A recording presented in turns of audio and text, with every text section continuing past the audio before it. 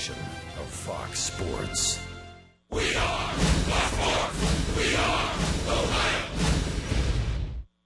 The Indians have quietly won 9 of their last 13. And now they have a chance to climb 4 games over 500 for the first time this season. The Tribe also starts a stretch 19 out of 20 games inside the Central Division beginning tonight in Chicago. The White Sox have been struggling, but they'll feature some right-handed power bats against left-hander T.J. House next on Sports Time Ohio.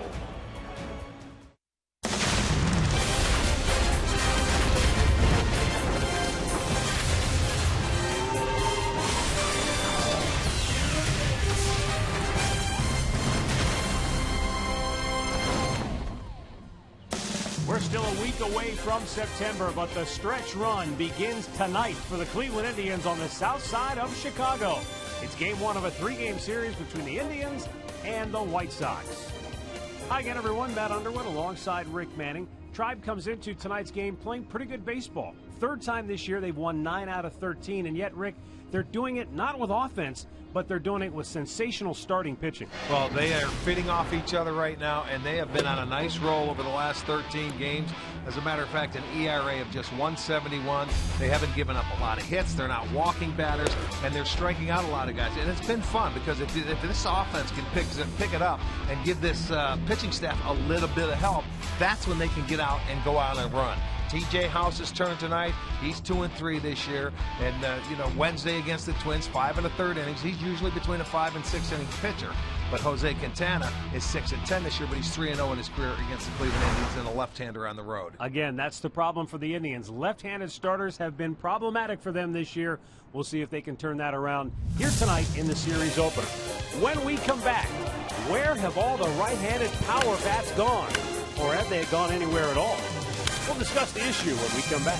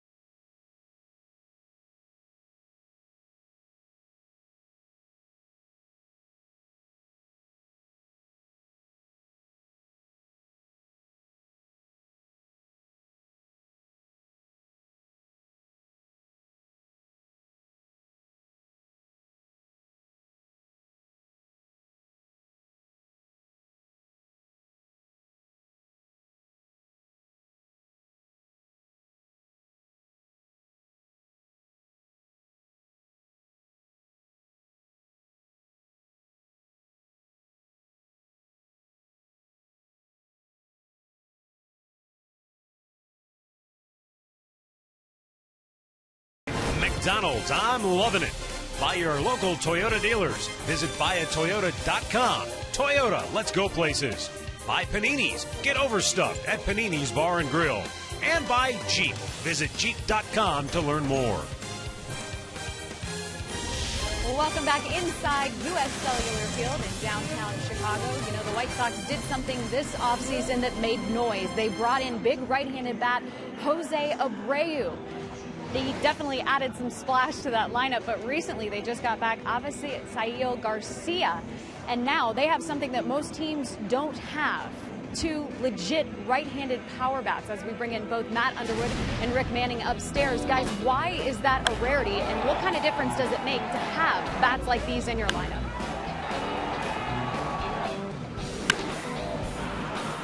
Well, that's a good question, Katie, and I think what you have to really consider is, are the right-handed bats really a dying breed?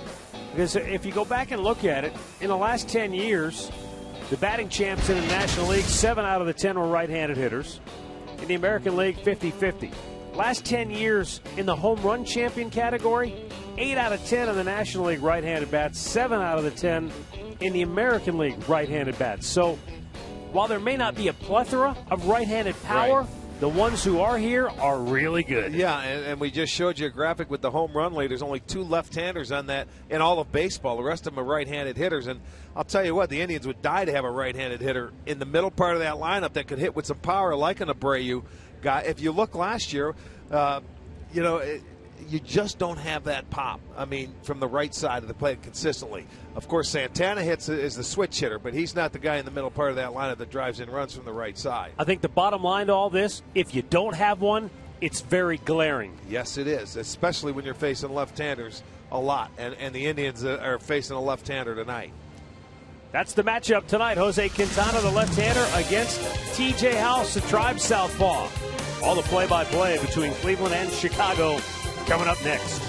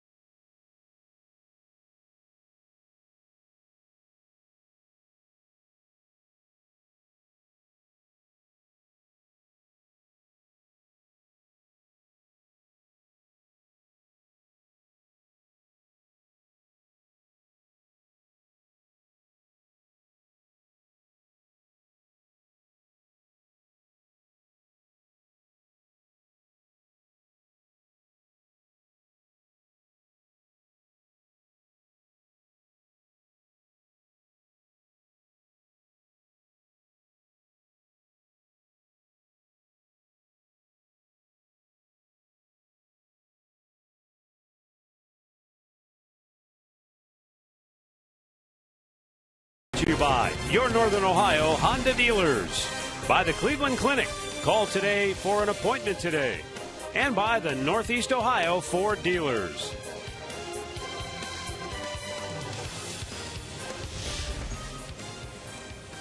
And we welcome you in to U.S. Cellular Field here in Chicago. It will be a beautiful night. We are looking at a game time temperature of 71 degrees. And I know for those of you back in Northeastern Ohio, you're saying, what?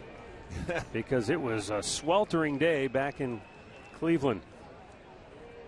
And I guess some heavy storms just blew through the area as well. But here in Chicago, perfect weather, perfect night, and we're ready to go as Jose Quintana winds it up. And his first pitch to Michael Bourn is right down the middle.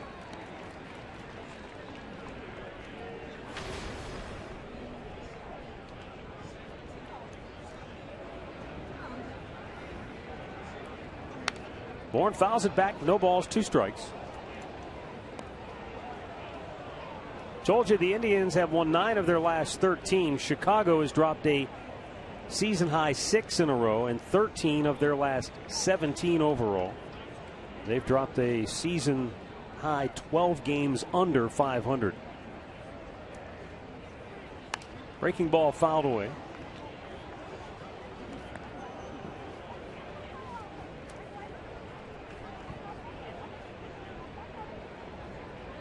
Yeah, the White Sox in a stretch where they are playing 23 straight games against teams above the 500 mark.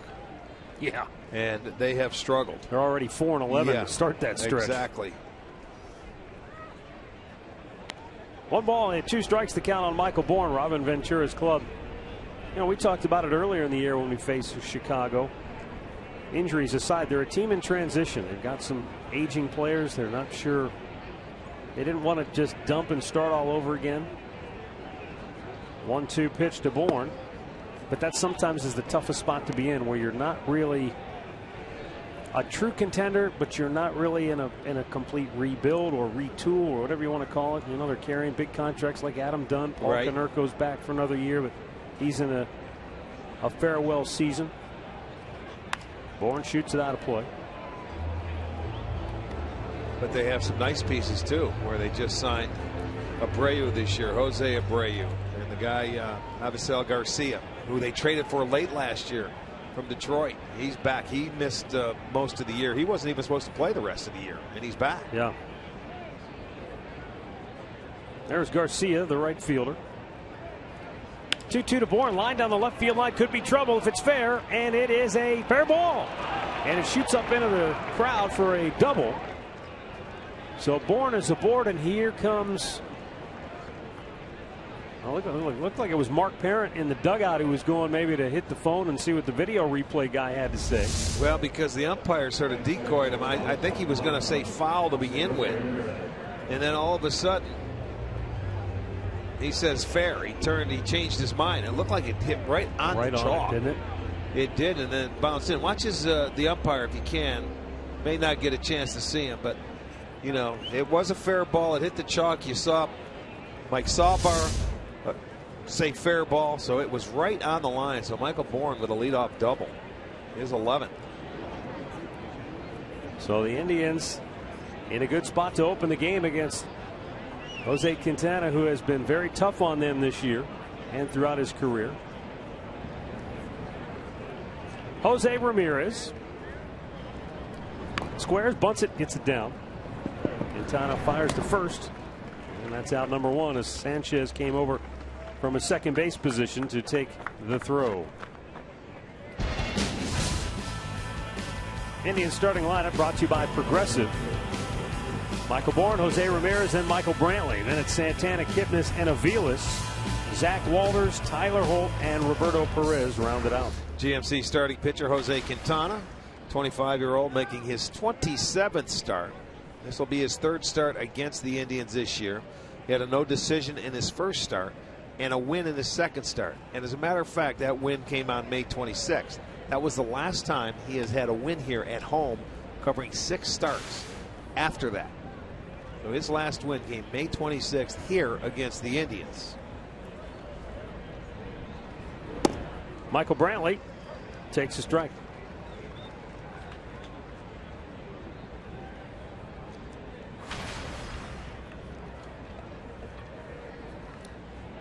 Brantley trying to get that run home from third with 1 out here in the first inning. He's hit .347 on the year with runners in scoring position. Spun him out of the way and it hit him, didn't it? Yeah, I was going to say, I don't know how it missed him, but it did. See that ball running inside and just a piece. You could see it. So now they will have runners at first and third. And Carlos Santana to the plate.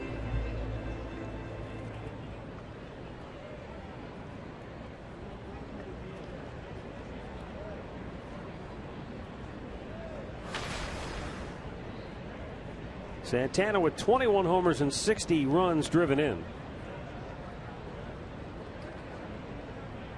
But here in the month of August, batting just .197. He put together back-to-back solid months offensively. He hit .308 in June, .313 in July. But here in August, he's fallen back the other way. Well, a great opportunity to give your team the lead starting this first game of the road trip.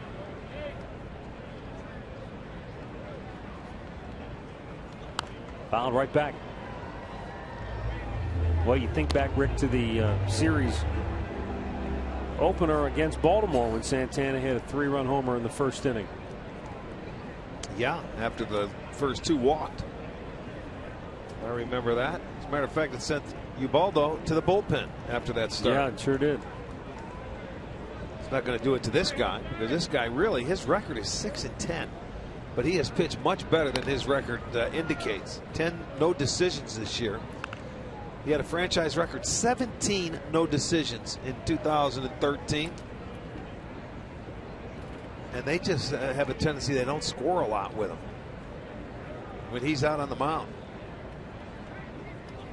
Driven to deep left field.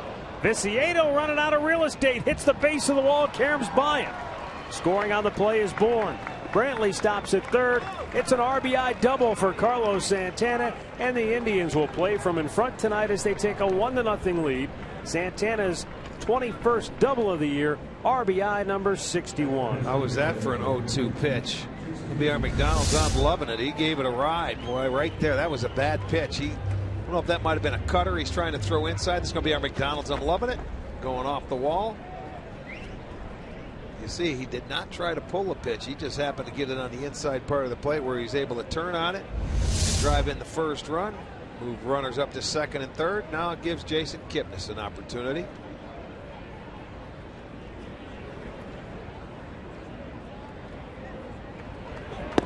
Breaking ball in for a strike. Kipnis has picked up a hit in 22 of his 24 career games here in Chicago. A .382 batting average. He's always loved hitting here in this town, in this park. Grew up in nearby Northbrook.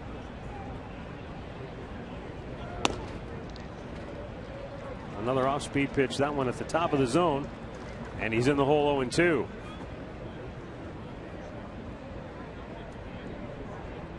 But he's in a great spot here with runners at second and third, so it becomes a matter of put the ball in play now for Kipnis. And you know Quintana's going to try to expand his strike zone.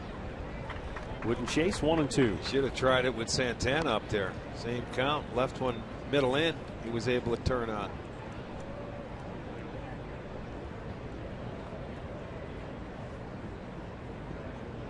Now, one thing Quintana has not done is give up many home runs. No, he keeps it in the yard. Only 7 allowed in 160 plus innings. There's Ground a run. ball that'll get the run home from third. Sanchez throws out Kipnis, 2 down. Jason gets RBI number 39. 2-0 Indians. There you go. Let's take a look at the key White Sox defense behind Quintana tonight. Viciedo is in left. Eaton making his coming off the DL start in center. Garcia's in right. Gillespie at third. Ramirez at short. Sanchez is at second. Abreu at first, with Flowers doing the catching.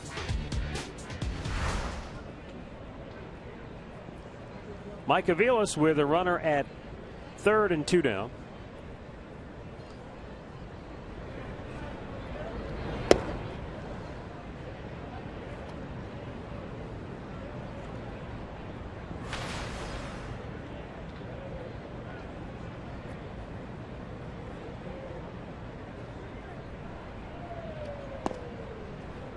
Downstairs, 2 balls, no strikes.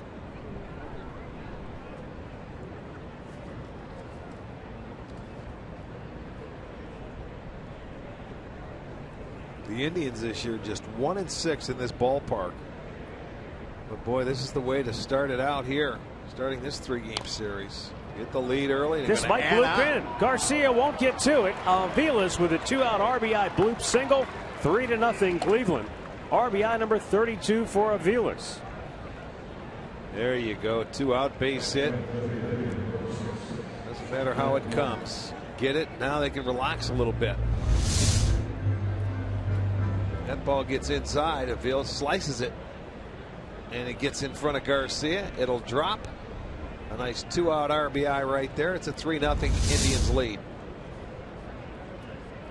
I'm not saying he could have, but you wonder, a player coming back from the shoulder injury that he sustained earlier this year, is that in the back of your mind on plays like that? Definitely believe it is. Yes. First inning of a game, something like that, yeah. I mean, he wasn't supposed to play the rest of the year, and he's back. I mean, so you'll see it. It wasn't hit very hard. And I don't know that he could have caught it anyway. Smart. No, I don't think he could have, but yes, I think it certainly could be in the back of your mind. That's how he got hurt, diving for a ball, and he separated that shoulder coming in this ballpark earlier in the year. So it certainly does have an impact, I would think. Zach Walters takes a pitch outside, 1-1. All that hard work you have to fight to get back, to get out there. Absolutely. You think twice before doing it, especially this year.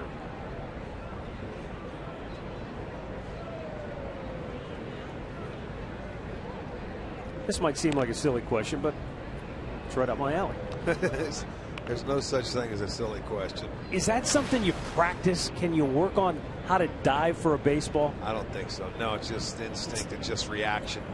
It's just the ball being hit there. A coach is not going to hit you fungos that's going to send you to diving for balls. No. You can't work on that. So if you're Robin Ventura and you're the general manager, Rick Hahn, you just hope he doesn't dive. Don't dive. Stay in the game. You're more important to us being on the field than off the field. Besides, he can come up and hit a home run or add something. And you know what? It's a first inning. No. I'm sure they don't want him to dive. Albert Bell was a heck of an outfielder. I don't remember him diving too many times. If you come sliding, it's different. You know, right. If you come in and you try and make a slide with your knees or feet first, but not head first. Point being, you can be effective and not risk life and limb, I guess. Yes. Keep everything in front of you, hit your cutoff man, do all the fundamentals right. Absolutely. Well, Zach Walters was 0-1 to start the at-bat, but now he's sitting in a pretty good spot here with Mike Aviles at first base. And 2 down here in the opening frame. Full count.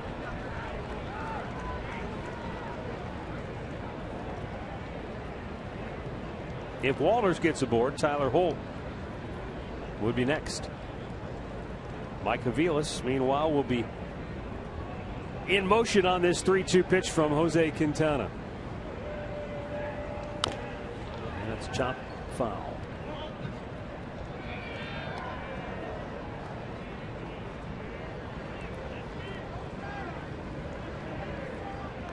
There's Tyler Holt, who's put up very good numbers in his first go-around with the Indians.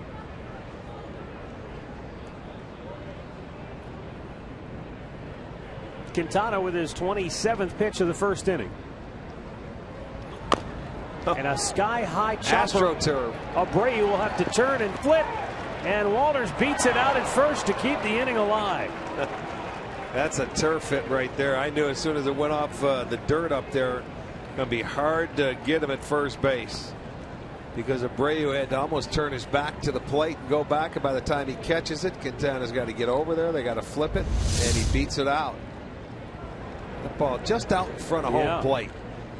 And the race is on. But boy, it's almost like there was a spring in that baseball. It took off. Here comes the flip. And he beats him. It was close, but he beat it. There's a good look. Quintana did a nice job getting to the bag.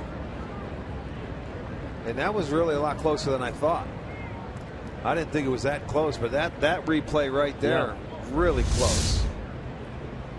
Well, the bottom line to all that is that Jose Quintana will have to throw more pitches to get out of the inning. There you go. He's over there in time, but the flip He grabbed that with his bare hand, didn't he? Oh, he sure did. You know what? It didn't go into the glove. I thought it went into the glove. It didn't. It was a barehanded play. Huh.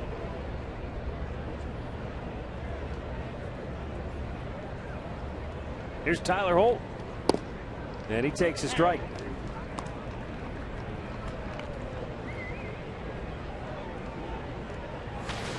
Our friends at Stats Inc. sent us a doozy today, Rick.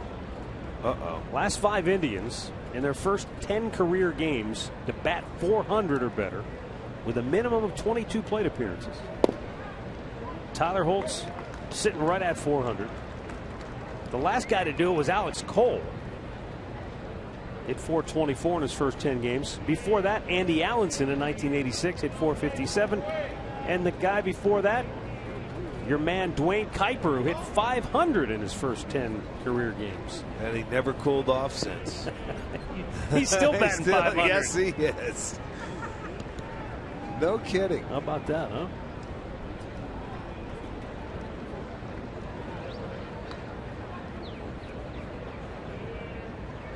Well, Holt has done a nice job, not only offensively, he's done a very good job defensively since being here, making some diving plays in right field, in center field. Downstairs.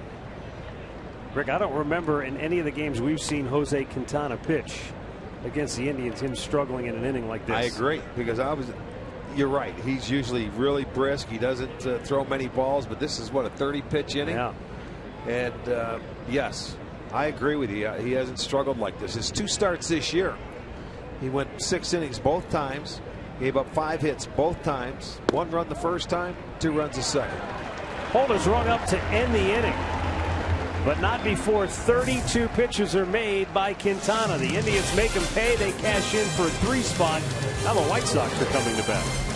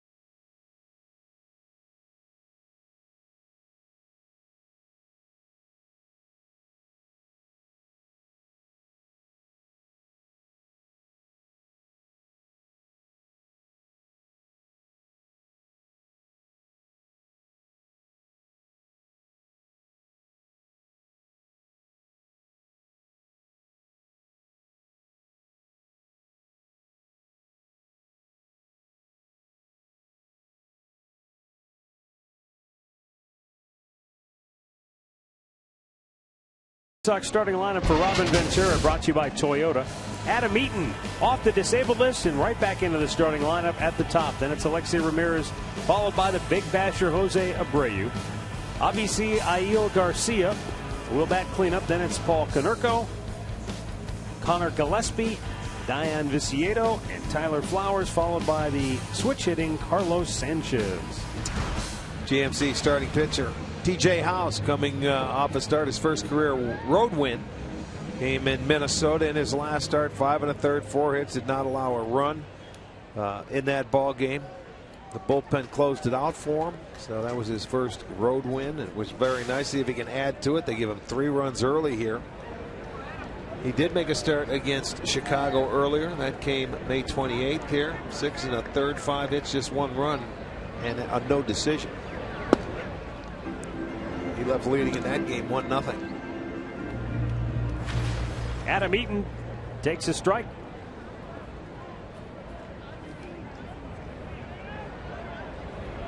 Eaton was on the disabled list since August the 9th with a strained oblique.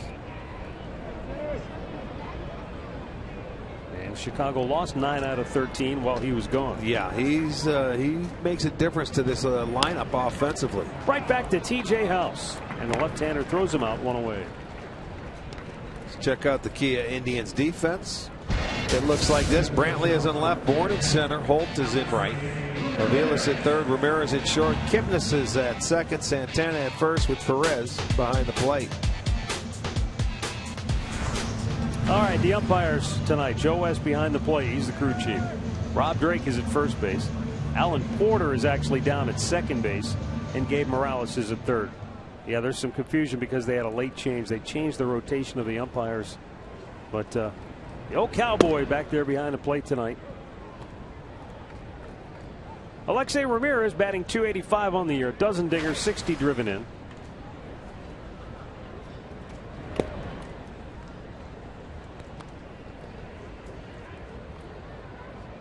Rick, this guy has quietly become one of the real consistent players in the American League. I'll tell you, he's an underrated shortstop. He's had a terrific year, and he started off the year when he hit in his first 18 games, I believe. He was, oh yeah, right. and he's just never stopped, man. He's a good player. He plays every day. I mean, he quietly goes about his business, and he just performs every day. But if we weren't here right now and you and I were sitting around and said, who are your top shortstops? He probably wouldn't be at the top of our list because you forget about him. You may not even name him. Yeah. Sort of like the guy in Kansas City. Alcides Escobar. Escobar, yeah. Right.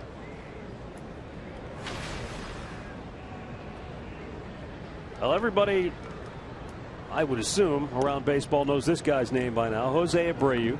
Well, if they don't, they will. 33 home runs, 94 runs batted in, and we still have a month to go. Well, you talk about settling a lineup down and making everybody else in it better. What a year he has had. He spent some time on the disabled list. Missed 15 games this year. But boy, when you look at him, second in homers, first in ribbies, slugging percentage. But Abreu, coming from Cuba, like a lot of young minor league players that come up through various systems, has to learn that the baseball season at the big league levels a little bit longer than anything he's been used to. No question. And that's something you have to get used to, and he will. You know, this is going to be a good test for him. This year he's driven in 3 or more runs in a game 14 times. He's posted hitting streaks of 18 and 21 games throughout the course of the year and had a 25-game road hitting streak.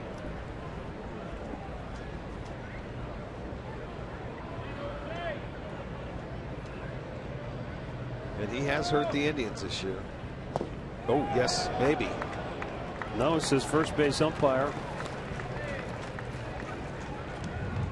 Rob Drake, said it didn't go around. That was really borderline. That's what I thought. That's exactly what I thought. It was close. Abreu with 5 homers against the Indians this year and 7 RBIs.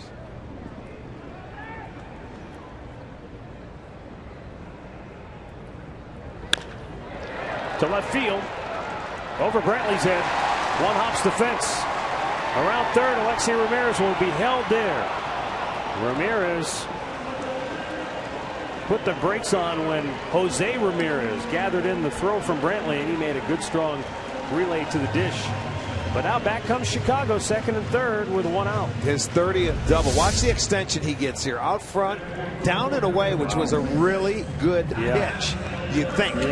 Until you give this guy swinging room. He's an excellent breaking ball hitter. And I'll tell you, you just give him a chance and he can rake it, and they hold him up. You've got Garcia, another right-hander, coming up. So now the White Sox are going to have an opportunity to come back and score in the first. That ball was smoked and it didn't look like a bad pitch. No, I mean, when on the replay you really see it's off the plate, it's away. And it's down. Well, here's Avisail Garcia with second and third and 1 out. Chops it up the middle, it's through, and the White Sox get 2 right back. 3-2 ball game as Garcia drives in a pair.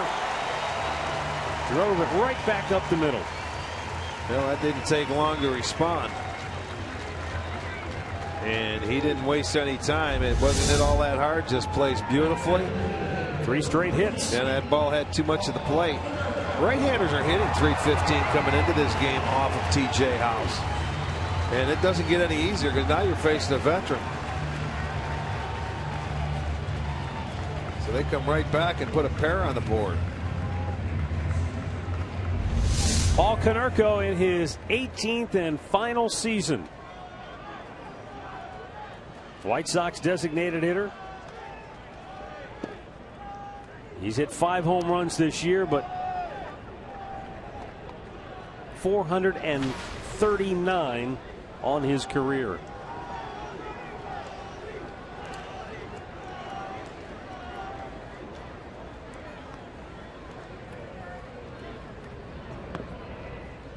One ball, one strike. Yeah, and 48 of those coming against the Indians. Yeah. There you go, 48 of them. He hasn't messed around. 177 RBIs to go with those 48 homers. A great list that we show every time we come to Chicago, and he happens to be around. Plays another 20 years, he might catch Babe Ruth. Well, he'll be playing him in Arizona somewhere. Bounce to third. Aviles goes to second for one. On to first. Santana applies the tag, and the inning is over on the double play. But Chicago gets 2 right back. 3-2 Cleveland after 1 in Chicago.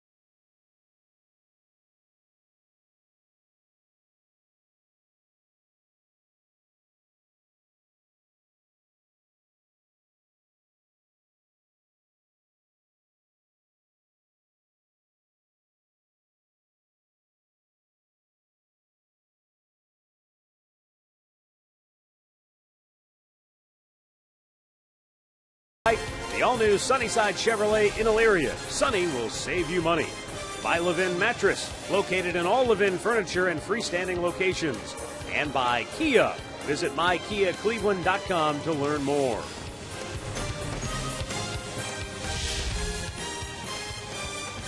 Roberto Perez and T.J. House talk it over along with pitching coach Mickey Callaway. A couple of runs scored by the White Sox. Now the Indians will go back to work offensively. Roberto Perez, the only member of the starting lineup that did not get to bat in that first inning. Fastball strike over the outside corner. Last year, it's been well documented, the Indians simply dominated the White Sox in the season series, going 17-2. This year, quite a turnaround, though. The White Sox have gone 8-5 against Cleveland, and they've won 5 out of 6 here in Chicago. Yeah, and both teams have scored 58 runs coming into the night.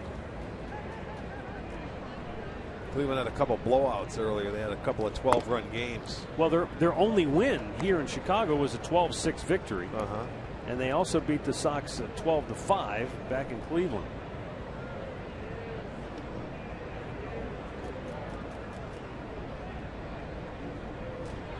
We'll see if those 2 runs do anything for Quintana as far as settling down. Perez trying to bloop one in. Garcia on the run, pulls it down, 1 away.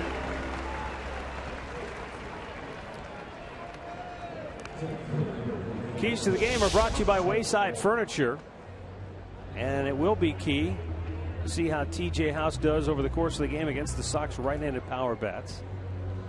And the long ball is usually a factor here at U.S. Cellular Field.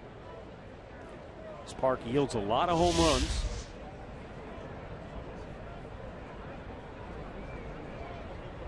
Normally the White Sox are among the league leaders in home runs because of that.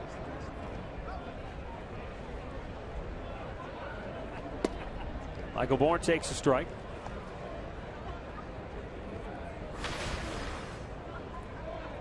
This year, though, Chicago kind of middle of the pack with home runs with 126.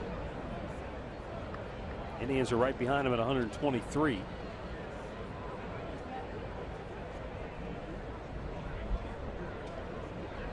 Baltimore leads the way, 160. Yeah, I mean, they're not even close. I don't think, what, 20 ahead of anybody else, the second closest. And then the Astros.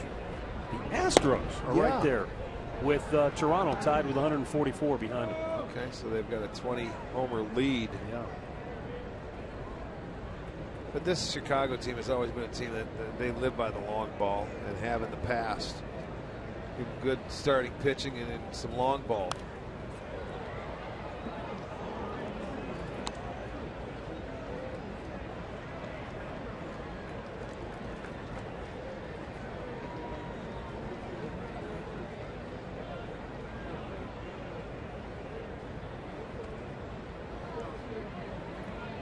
Two balls, 2 strikes. And the count was full. Michael Bourne had a great at-bat his first time up, and that double hit the line. Got him started off right. That's what we were talking about offensively. When you can get this guy going as your leadoff guy, he makes things happen, believe it or not. Ball 4.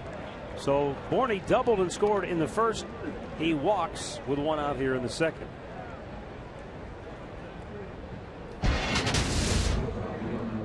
Here's the tail of the tape. And as Rick said, I mean, it's pretty even statistically, except for the fact the Sox have 3 more victories. Yeah, they've won the low-scoring games. They've held the Indians to 9 of the 13 games, 3 runs or less. The Indians are 2-7 in those 9 games. So got him. Bourne on his way to second, but the throw is in time, and he is erased. He'll be caught stealing. He's going on first movement, trying to make something happen with 1 out. He's just going to sit there, and I'll tell you, they did a nice job to throw over there. He was just going to nonchalantly take off on first movement, but the pickoff, 1-3-6. Caught stealing for the 5th time this year.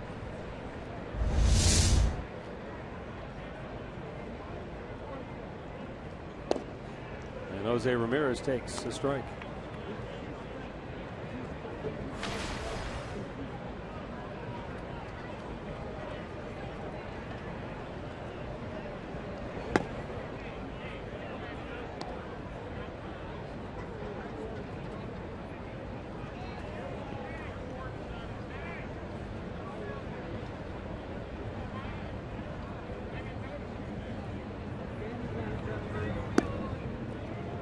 Off the plate, 2 balls and a strike.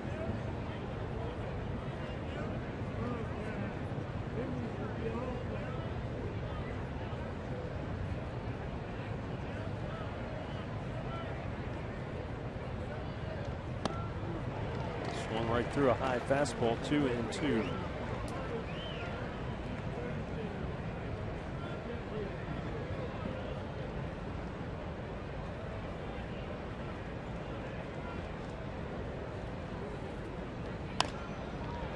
Down the line. This is a long run for Garcia. Will he get there? He won't.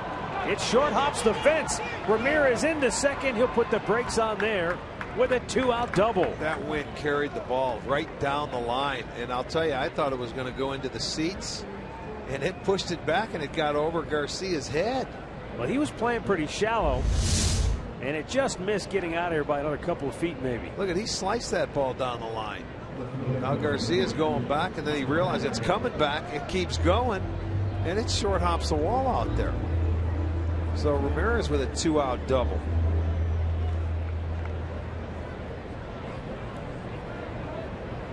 Third double already for the Indians. Another RBI chance for Michael Brantley. He was hit by a pitch in the first inning with a runner at third base.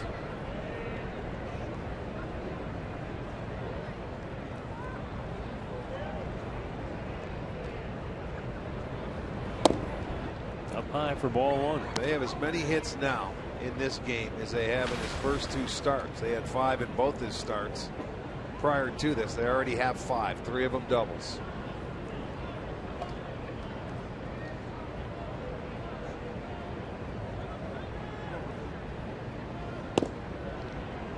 Boy, that's called a strike. That was generous. And it's 1-1. Take another look. That looked outside on our Nissan pitch tracker, I'd say. Wouldn't you? Talk about generous. Joe may have to go out and sing somewhere tonight. That was downright charitable. 1 ball and 2 strikes. Well, if he calls it early in the at bat as a pitcher, you'd be stupid not to go right back out there, because as a hitter, you're going to be forced to swing at that, especially when you're down in the count 1-2. You can't take it again, even though you believe or you know it's not a strike. If he's going to call it, and this is a veteran umpire, and that's his strike zone, you better swing.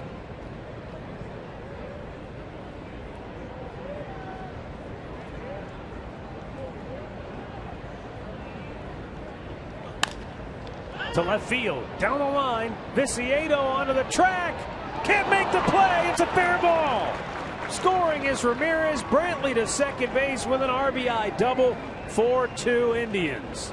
Boy, they're going line to line here today. You're not kidding. Bourne hits the chalk, Ramirez hits the short hops the wall, Brantley comes down the other way, another double, another 2-out base hit. They're making Garcia and Viciedo work here tonight. Put on the track shoes, boys. Yeah, this one's slicing away. Viciedo did everything in his power to get over there, but he wasn't going to catch up. That's a tough play on the backhanded side, knowing you're getting close to the seats. I agree with you 100%, but boy, there have been a lot of people in Chicago talking about the lack of corner outfield defense, and he gets all the fingers pointed at him. Oh, I know it. I know it. Tank, he's not blessed being one of your better defenders. Usually they have De Asa out there, the left-hander out, so they've got the right-handed bat in there. And when Garcia was hurt, De Asa was in left, right, and Viciedo was over in right field.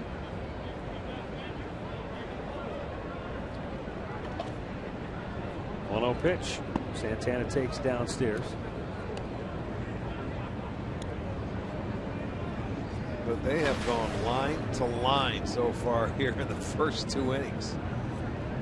This could be one of those games. We may be here all night with all the offense. It's going to been going on. Already 9 hits in the game. We're in the top of the second. Strike to the outside corner, and it's 2-1. And what looked like maybe a chance for a quick inning for Jose Quintana is now escalating in a hurry. This will be pitch number 55. I think it's his 24th of the inning. What was he, 31 in the first inning? I believe so, yes. That's how quickly for a pitcher. You 2 outs, nobody on base. You're thinking, I'm going to be out of here. With the next thing you know, it's another 20-plus inning. But Santana waves at an off-speed pitch and strikes out to end the inning. But the Indians keep the pressure on. back-to-back two-out doubles. Makes it 4-2 Cleveland.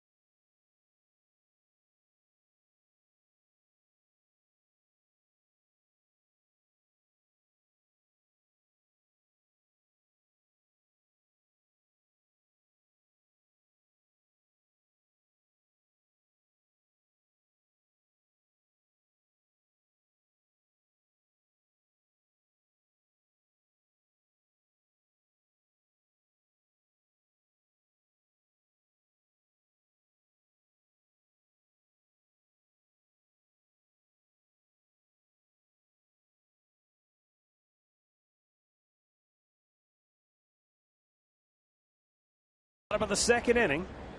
And for the White Sox, it will be Connor Gillespie, Diane Vicieto, and Tyler Flowers.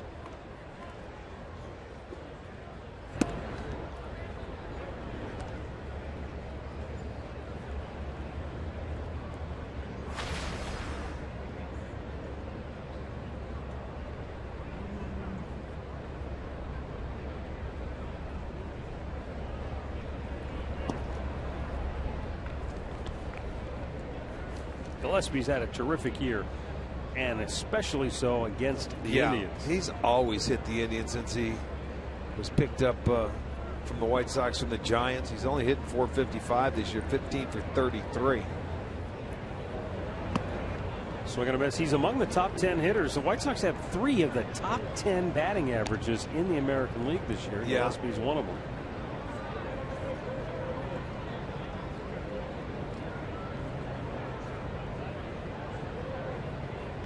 Jose Abreu is also among the league leaders in batting average.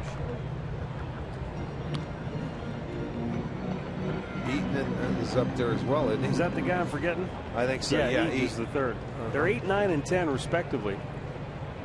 Last time the White Sox had multiple players among the top 10 was back when Frank Thomas and Lance Johnson ranked among the top 10. Gillespie bangs a single through the right side of the infield. Right back comes Chicago. It might be one of those nights. I told you, I already sensed it. 10 hits already. There's a fastball that stayed middle in, and he's able to just get enough of it, get it through the hole. That's the White Sox 4th hit already.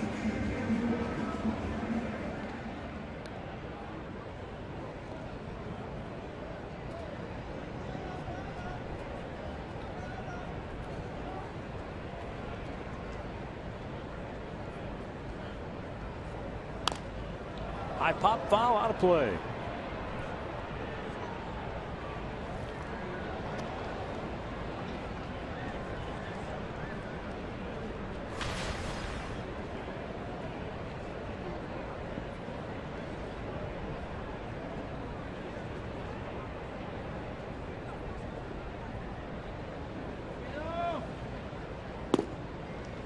Takes a strike.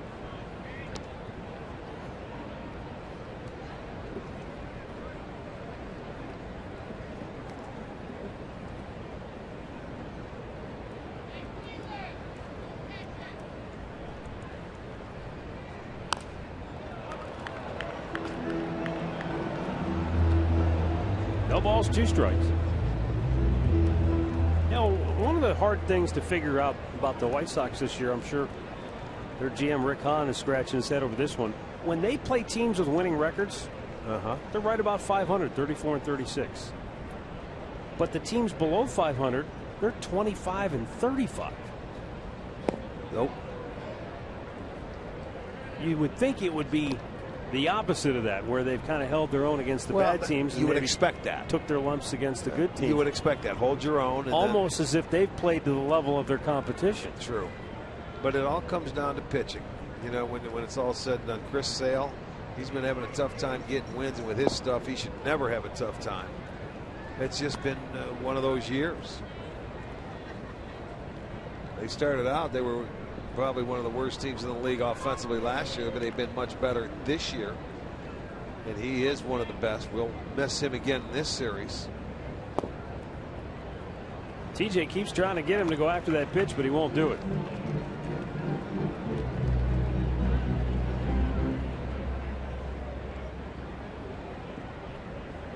Well, we'll see what he has for him on a 3-2 pitch. He did that time. He kept going in there. A little different when you go to 3-2. You don't want to walk. That's either stubborn or patience. I'm not sure which. It's right there. No, that was patience. 3-2. He stayed right with that pitch, and they went right back in there. He laid off the 2 before that. He couldn't lay off the 3-2. Stat of the game brought to you by Buick. How about this? The fact that the Indians' ERA has plunged to 2.42. That's really impressive for this late in the year to get those kind of results, especially when you've got the kind of young pitchers that the Indians have, not a bunch of veterans with experience to draw on.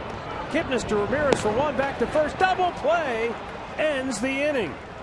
So TJ House gives up a leadoff single, but gets the 2-for-1 ball to get out of the inning. 2 complete from Chicago. The Indians 4, the White Sox 2.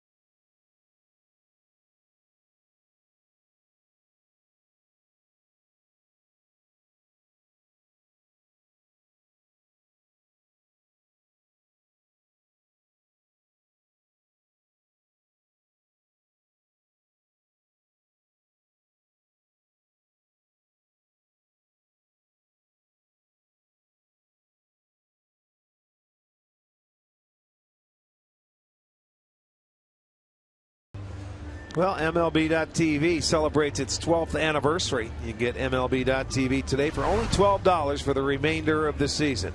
Visit MLB TV today.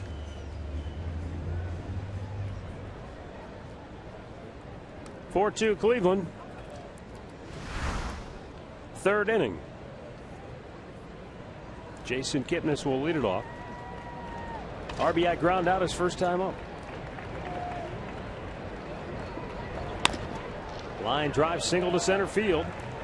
And the Indians get their leadoff man aboard for the second time in 3 innings.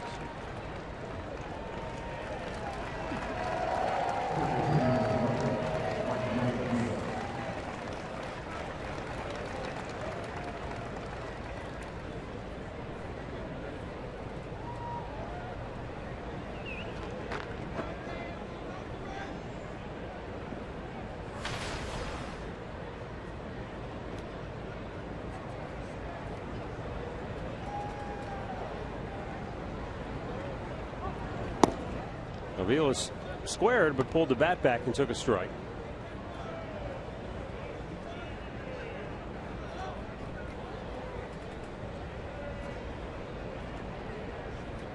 Pretty good numbers. I'm not sure. Why do you want to bunt then? Yeah. You got a 2-run lead. You got a chance. Get him out of here. Guy that's pitched really. He's 3-0 in his career against the Indians. Well, make him earn every out the way it's going right now. I agree. 1-1. Maybe he was just trying to bring the infield in a little bit.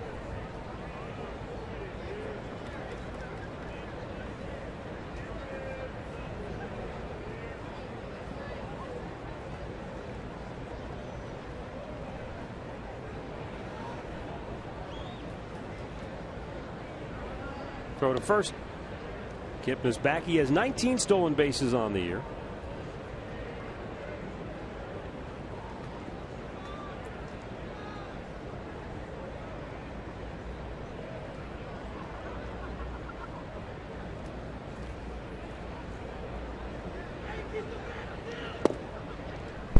Funny thing about numbers and statistics sometimes in baseball.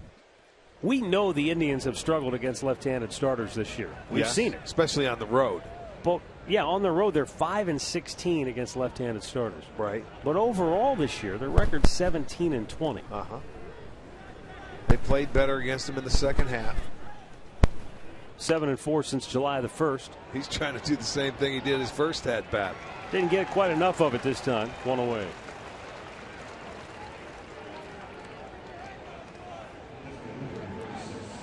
Don't forget to tweet your photos to us using the hashtag STOFanPhoto for a chance to have your picture shown during our telecast. It's all courtesy of AT&T.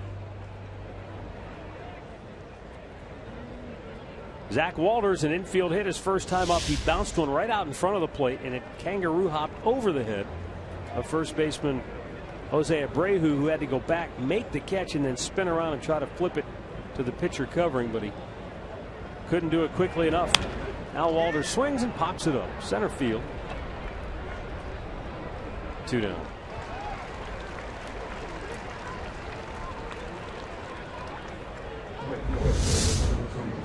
This was the play in the first. Look at that.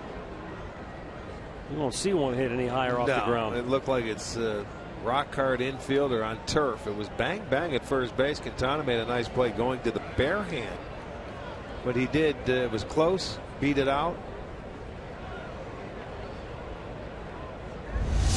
Tyler Holt called out on strikes to end the first inning. Will bat here.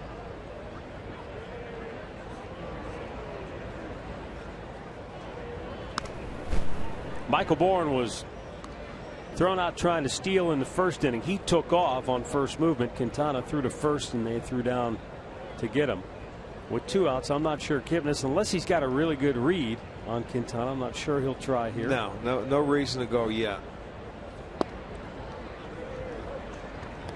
You know, most of the times you don't get reads. By the time you pick something up against a left-handed pitcher, it's too late. You know, you're going to get a terrible jump. Flowers is a decent arm back there, can throw the baseball, so you don't want to make outs on the bases either. Just give them away.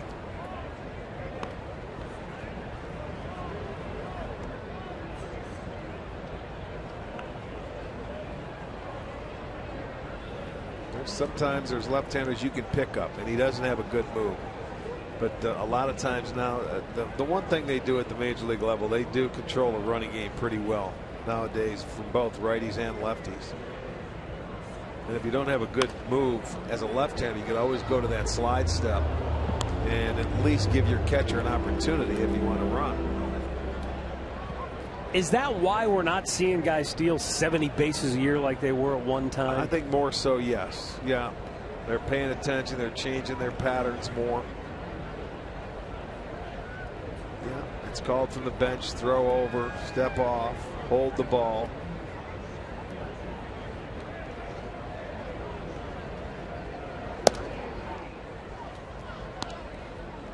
One ball and 2 strikes.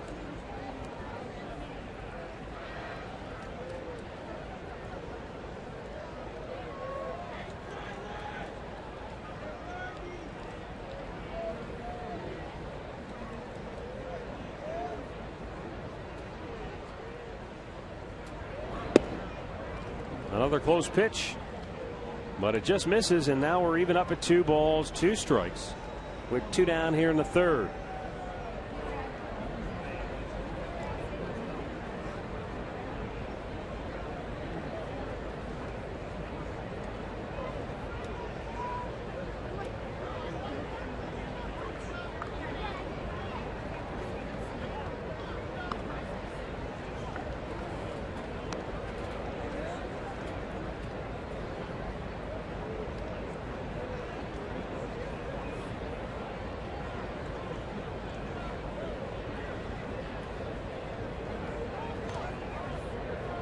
Boy, Jose Quintana is already at 66 pitches on the night. Runner goes, and it's fouled. He had a great jump, too. Yes, he did. Finally had one. But with 2 strikes, as a hitter, you have to protect. There's not, you can't give him a chance. There you go. He took off. Had a good jump, but you can't do anything about it.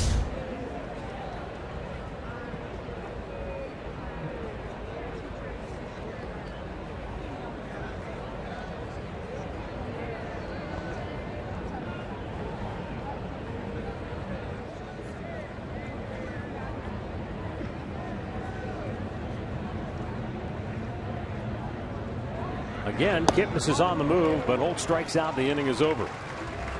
Jose Quintana has ended all 3 innings with a strikeout, but he trails 4-2.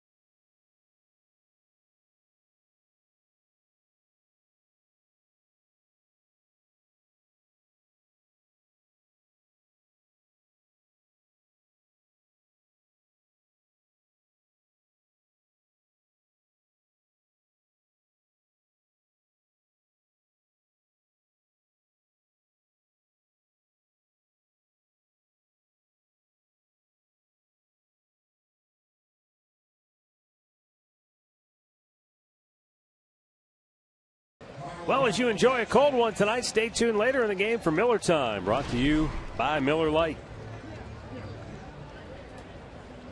Bottom of the third in Chicago. Tribe leads it 4-2, and the batter to lead it off will be Carlos Sanchez. Sanchez takes over at second base for Chicago after they dealt Gordon Beckham recently to the Angels. Of course, Beckham was playing some third base over there with the Angels, and that's what they're looking for, some help. When he came up with the White Sox as the #1 draft pick, he played third base. He just never, at least here in Chicago, never panned out, never lived up to, I think, what they thought the type of player he was going to be. Defensively, I don't think they ever really had any issues with his play. But the bat just never quite played to the level they anticipated. Well, you're a #1 pick. A lot of times that pressure is put on you. You know, they expect big things. You know, and he got off in I remember his rookie year, he was swinging the bat really well. And then, okay, now they expect more and more. And it just, as you say, didn't come. And there's no telling what this White Sox club will look like next year. You know, the one thing that they've never been shy about dipping into the free agent market in the offseason. So, well, you're going to lose the salary of Adam Dunn. His contract will be done. Konerko will be retired. Not that he's making a lot this year because, you know, he just wanted to come back one more year. So they'll have some money to spend, you would think.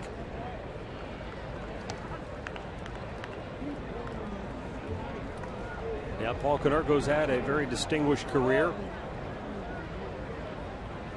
Boy, oh boy, we talked about right-handed hitters in our open. He was a good one for a long time. Ramirez cuts it off up the middle, throws out Sanchez with a terrific play and a good stretch by Carlos Santana, one away. Adam Eaton comes to the plate here in the third inning. Let's bring in Katie with him. What does his return to the lineup mean for Chicago? Well, Matt, he has a different kind of presence. He's been described to me as kind of like a pesky hitter who has the ability to just wear pitchers down. Each at bat that he has is at least 7 or 8 pitches, ensuring that he almost sees all of the starters' pitches that day. But the key today, they said the Tribe staff has to be more selective deep in the count and stay out of his hot zone, middle in. Well, Adam Eaton, the pride of Miami University down in Oxford, Ohio, a school that also had the honor of hosting Court Berry Tripp at one time. He attended the school. I'm not sure he graduated, but he did attend the school. Well, he's listening, and I'm sure he will text you here and let you know if he did or not. With honors. Yeah, Eaton coming back. He had the right oblique strain, and anytime you come back, I don't care if you miss 2 weeks, it's just not the same. You know, you miss a little extended period of time, and it takes a little while to get back into the flow for the most part.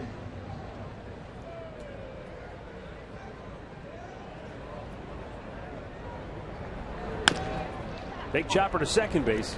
Routine play for Jason Kipnis. A little bit of a wide throw, but Santana hangs on, 2 down. Time now for a Mazda game break. Let's go back to the studios. Here's Al Pawlowski.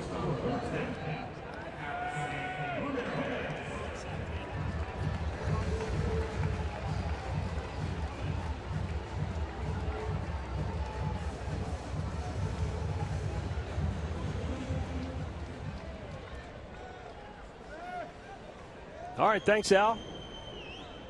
2 down here in the third. Alexei Ramirez lines one to center. Michael Bourne makes the catch, and for the first time tonight, the White Sox go 1-2-3. Indians on top, 4-2.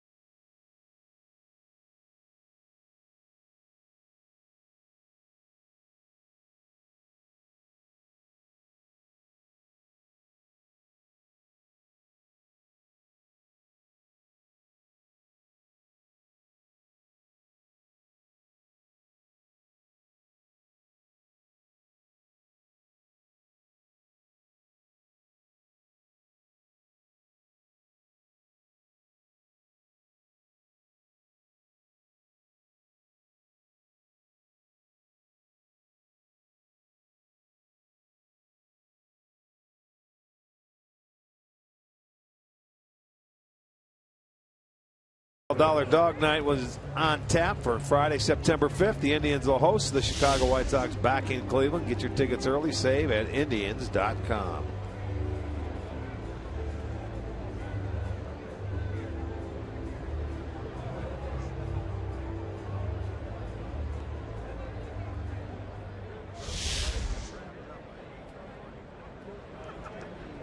Roberto Perez, Michael Bourne, and Jose Ramirez will bat for the Indians here in the 4th inning.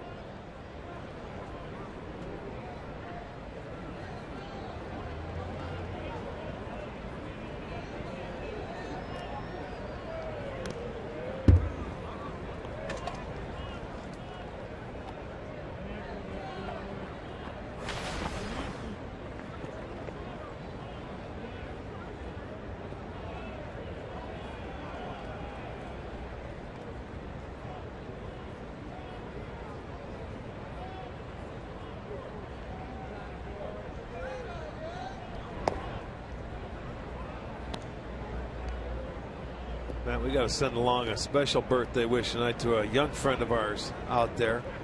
Riley Nemi is turning 12. Oh boy, Riles. Corona, California. Riley, happy birthday, buddy. Well, Mom and Dad are doing good. Ed? Yeah, and out there it's not bedtime yet, so he can stay up and watch. It doesn't matter. He's been watching baseball his whole life. Riley, happy birthday, my friend. Good baseball player in his own right. Yes, he is. Thought for a moment you're talking about Ed. Rounded up the middle by Roberto Perez, and the Indians have a leadoff single here in the 4th inning. No, I was talking about Riley. Here's a pitch down in the zone, a little off-speed pitch. He's able to go right back up the middle with it. Already 8 hits.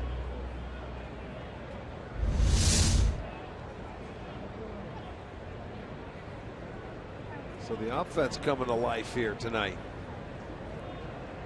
Keep it rolling. Michael Bourne's had a couple of very good at-bats tonight off the left-hander.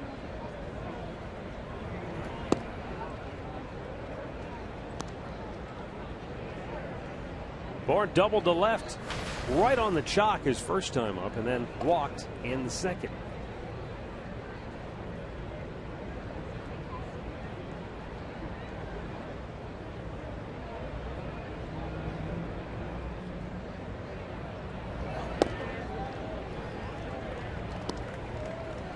Quickly 0-2 the count.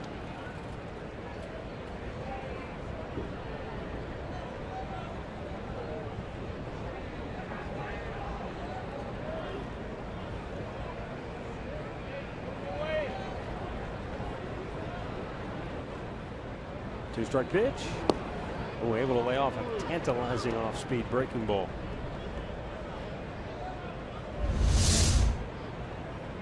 There's the 0-2 pitch. It was a good teaser, but Bourne not biting.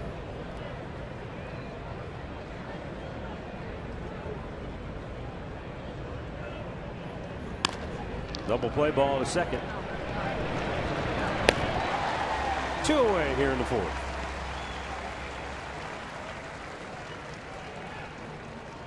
Injury report brought to you by the attorneys at Elk & Elk. Xander Bogaerts and John Jaso both to the 7-day concussion deal. Sean Doolittle, costly loss to the A's bullpen. Michael Kadire, who was the batting champ in the National League a year ago. Yep.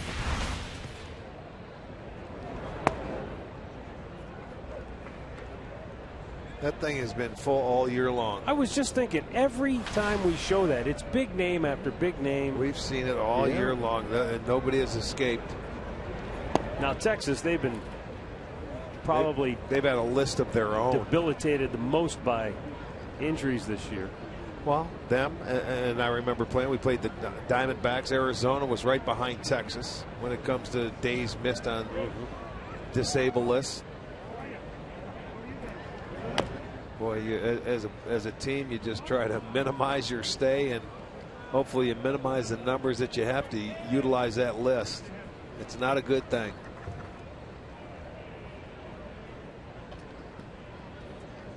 That man spent most of the year on it.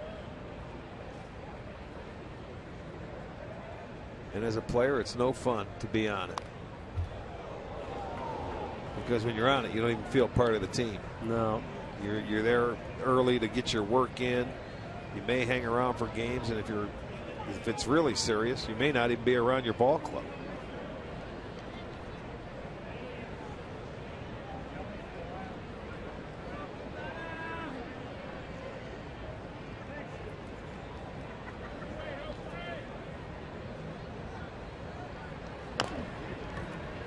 Back to the mound. And a quick inning for the first time tonight for Jose Quintana. Middle of the fourth, 4-2, Cleveland.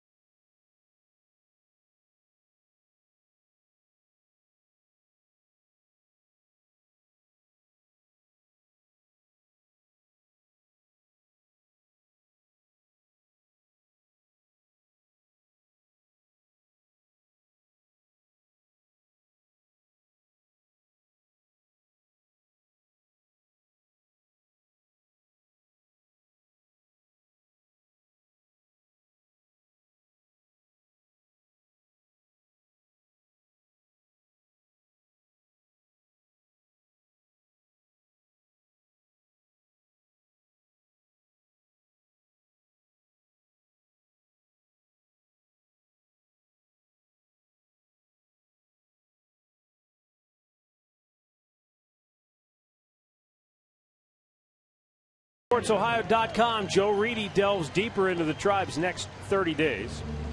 Sam Amico takes a look at 10 of the biggest trades in NBA history as Kevin Love is now officially a Cavalier. And find out where the Indians place in this week's power rankings, all on FoxSportsOhio.com.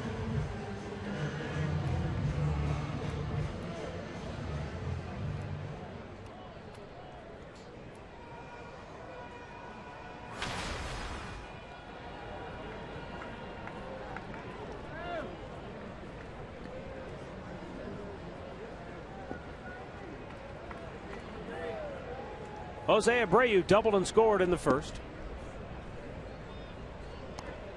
Takes low and away, ball one.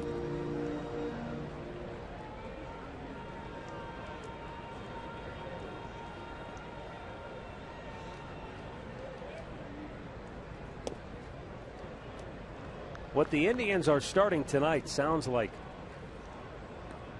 some sort of a weight loss challenge. 30 games in 30 days. Well, and according to Elias, one of the stats aficionados out there, it's their longest consecutive streak of game dates since they played 41 games in 38 days back in 1968. That's a long time. And when that streak began, I was 11 days old.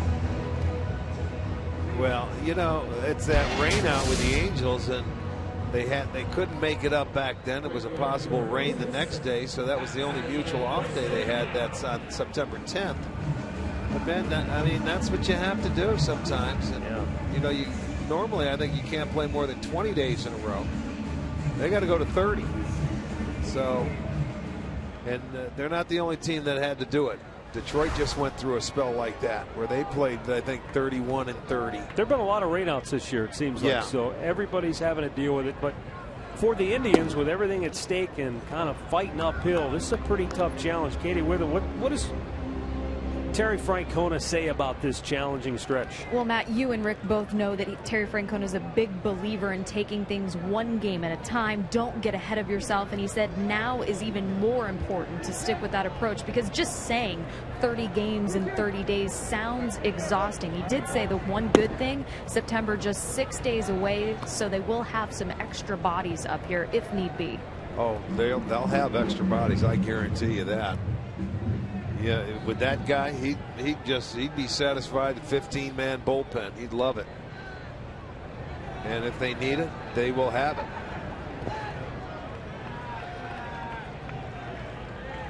But it's one of those things you have to fight through. I mean, these are a lot of kids that, like we were talking about how well they've been pitching. You know, for the most part, they're all young pitchers. Even Corey Kluber. You know, you look at Kluber, he's no veteran. There are a bunch of kids in that rotation that they're going through this time of the year for the first time, really. I mean, being in that rotation every 5 days, getting after it, seeing the competition they're going to have to face. Swing and a miss, 2-2. And they're in that situation for a team that's fighting for its playoff life. Right. And I mean, what would we say? 19 out of 20 against the Central Division. Yeah. Something that they have to pick up the pace with. You know, because you have Kansas City and Detroit going to play the same teams that pretty much we're playing. Got him. Nice pitch by T.J. House. Just his second strikeout of the game, but boy, did it come at a good time. You just walked Jose Abreu. Well, he was able to get Viciedo on the same pitch. That one didn't break in as much to his back foot, but it was down enough where Garcia wanted to take a whack at it, and he missed it. So that's a good guy to get out and not let the first two reach. Now he already has 2 double play balls that he's been able to induce. Why not another one? Konerko hit into one in the first.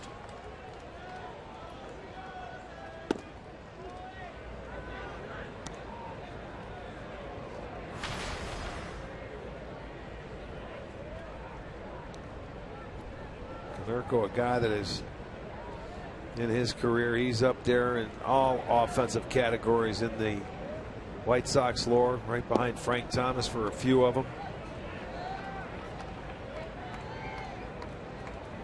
Second in home runs to Thomas, RBIs to Thomas, and you know, to Frank Thomas, Hall of Famer. And that's why, in your mind, Konerko's not quite a Hall of Famer, huh? I don't think so. He's had a really solid close. career. I mean, he's right there. Yeah, I mean, when you look at career numbers, it's 280, 439 homers, 1,400 ribbies, 2,300 hits, but I believe it's short. Does have a world championship. Yeah, back in 2005, he caught the ball. I don't think he's ever been an MVP, and you know, he's had a handful maybe of All-Star game appearances. He's been a really good player. And, you know, he's been a huge part of this organization. Beloved here in Chicago. That's what I'm saying. As far as this organization goes, they'll love him forever because he's had a really wonderful career. That's not up to me, though. I'm sure every fan here would first ballot Hall of Famer. You know, but. Well, and a guy that can't run a lick. He didn't get any of those hits from being able to run him out. Wow. Konerko strikes out, back-to-back Ks. T.J. House, 2 down here in the 4th inning. They're going to go inside with it. Boy, that's a good pitch. Backs Konerko off the plate, but it stayed right there. Good fastball. All right, so Konerko, just for the record, tail of the tape 6 times in All-Star, and he was the ALS MVP in the championship series when they went to the World Series.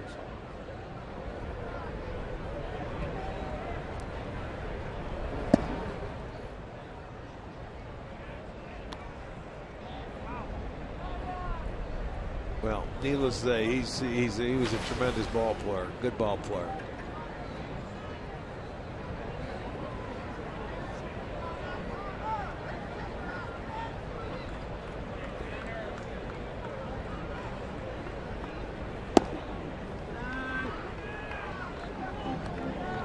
Gillespie takes it's 2-0.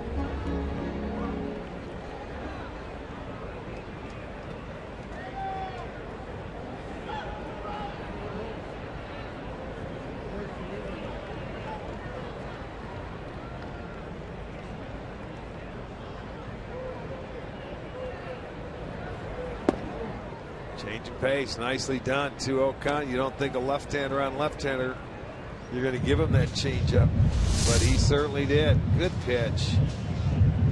Gets him in a fastball count and pulls a string.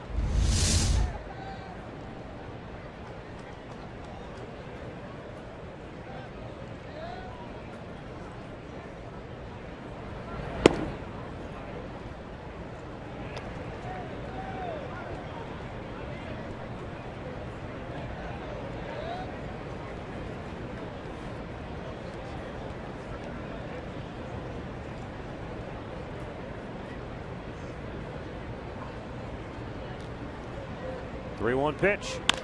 Ground ball right to the second baseman. Kipnis has it. Throws him out. TJ House gave up 2 in the first, but he's thrown up 3 straight zeros now, striking out a pair here in the 4th inning.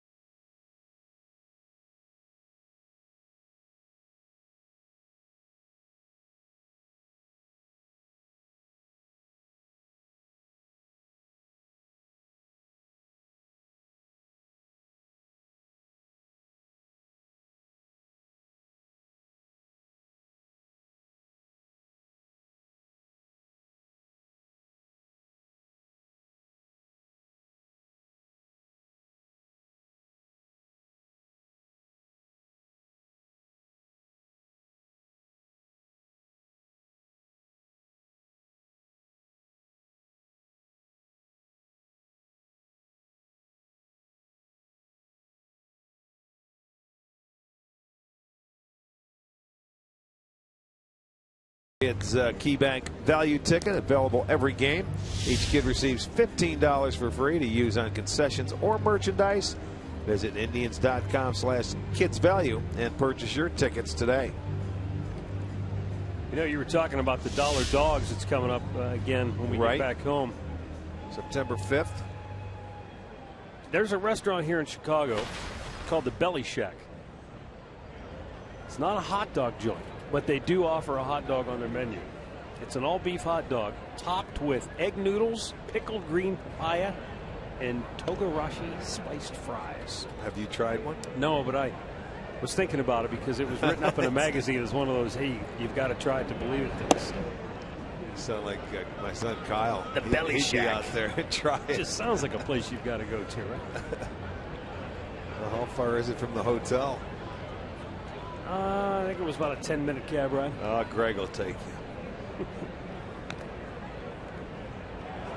1 ball, 1 strike to count on Brantley.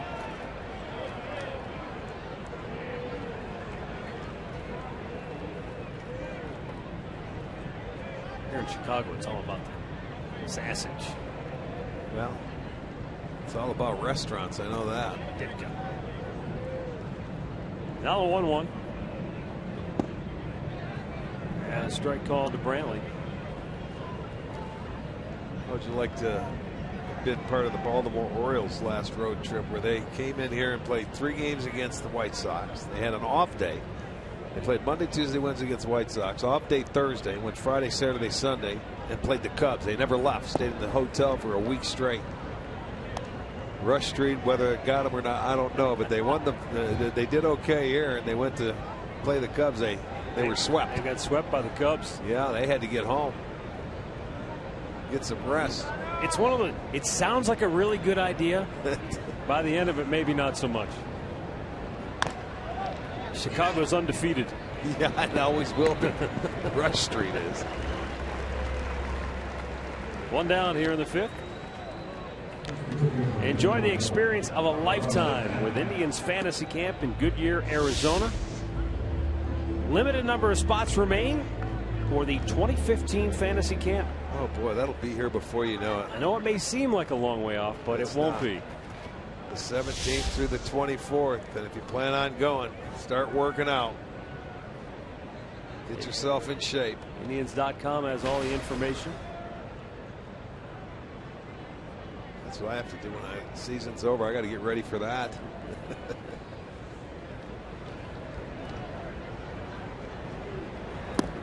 Pitch outside. Santana doubled in a run and scored in the first, struck out in the second.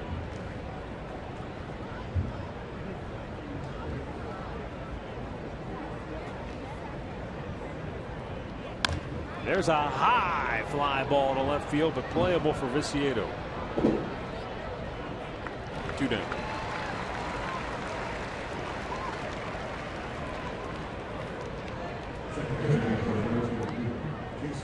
And up comes Jason Kipnis. 1 for 2 on the night. The beat goes on for Kip. He's hit now in 23 of 25 games here at U.S. Cellular Field.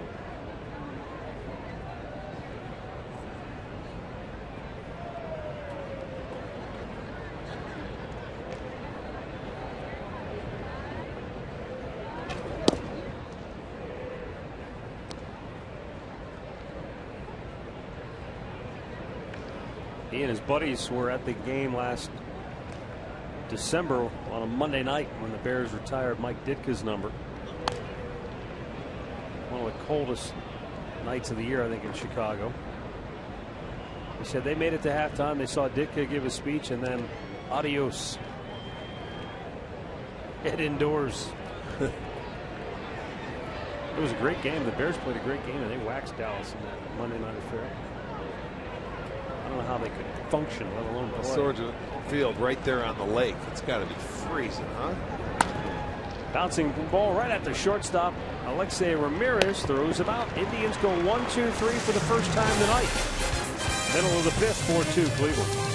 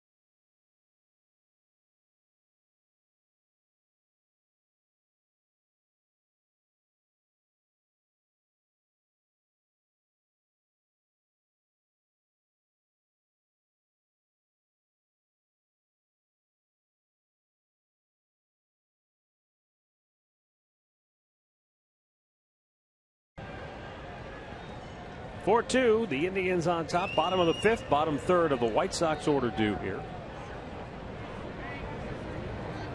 Only 59 pitches for T.J. House thus far as he delivers down low for ball 1.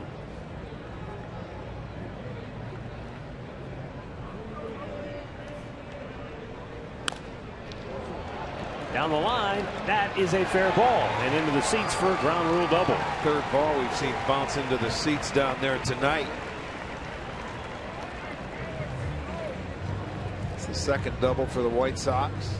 Third time in 5 innings they have their leadoff man aboard. Cassiato's 21st. There's a ball he left middle of the plate. It looked like a changeup that it speeds up his bat.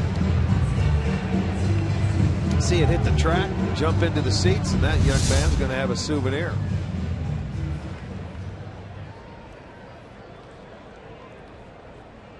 Now Tyler Flowers bounced into a double play his first time up, and since April has batted below 200 this year. Here's some irony for you. In the offseason, the White Sox were really interested in Brian McCann, but the Yankees beat him to the punch. And then yesterday literally beat them, or rather was it Sunday? It was Sunday. He came off the bench as a pinch hitter and hit a 3-run homer in the 10th inning as the Yankees finished off a 3-game sweep. But Tyler Flowers admits, hey, I haven't done enough to just earn the trust of the organization to know that next year I'm going to be their guy. He says, I feel like I've got to fight every day to prove that I can be the everyday starting catcher next year on this club. Whether or not the White Sox stay with Flowers or go out on the free agent market or explore the trade avenue. Yeah, we'll wait and see. I remember earlier in the year he got off to a really good start offensively. April he was lights out like the rest of the team. I mean, their whole team was very hot. They got started out of the gate. But the key, you know, he's a guy that. Roberto Perez got the worst of this one. Look at bare hand, right on the hand. That's exactly what happened. He didn't have his hand out of there, and he gets him right in the bare hand on the knuckle. That's why a lot of catchers will protect that bare hand by putting it right behind the glove, literally right behind it. It used to be something where catchers would wrap it around their backside. Go way underneath. But you lose your balance. A lot of catchers didn't like that, so a lot of them nowadays will just keep it right behind the glove. And the reason is because you don't want that to happen to you. Well, you can't hide. It doesn't matter. Even if it's covered, it'll find a way to get it sooner or later. Now you got to get a little feeling back in there. 2-2 the count.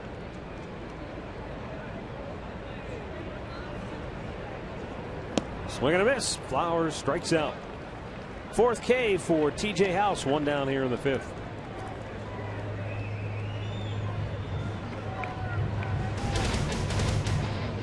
Our great clip of the game going back to Sunday was Trevor Bauer.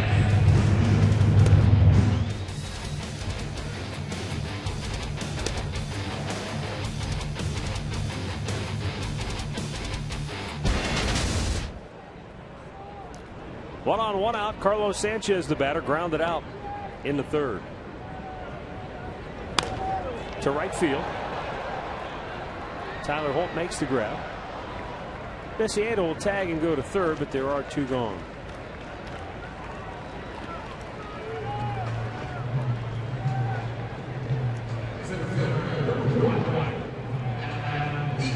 Well, you see, in the middle part of the game, they had the leadoff double. They couldn't move him over. That fly ball would have scored him. Makes a difference. Yeah.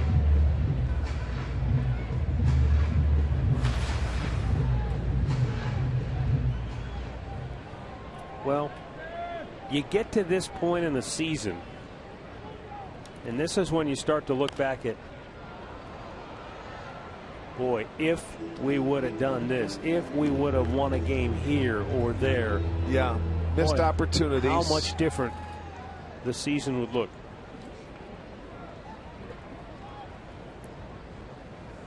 Well, yeah, you can look at it any which way you want, and you're going to find ways. Well, look at it like this. The Indians lost 3 out of 4 to Cincinnati this year. You pointed out that right now the difference between the Royals in 1st place and the Indians in 3rd is their National interleague League record. Right. Kansas City 15-5 against the National League. The Indians 10-10. So, yeah, I mean, and that's the difference. They're 5.5 games back, and there's a 2-out base hit. Bloop single for Adam Eaton drives in a run for the White Sox here in the 5th. And it's now a 1-run game at 4-3.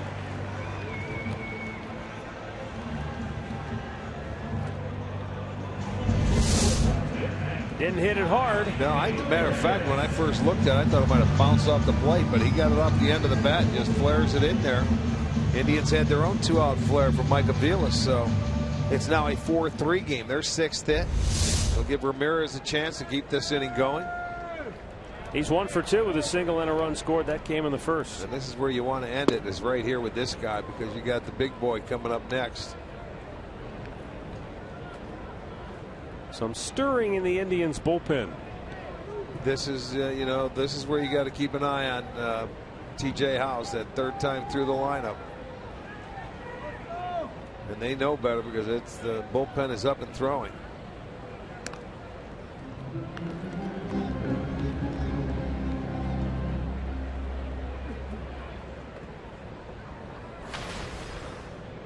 Ramirez,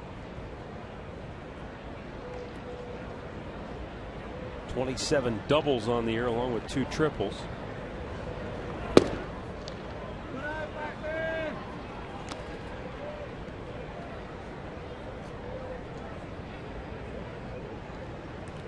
CC Lee, the right-hander, up for Cleveland.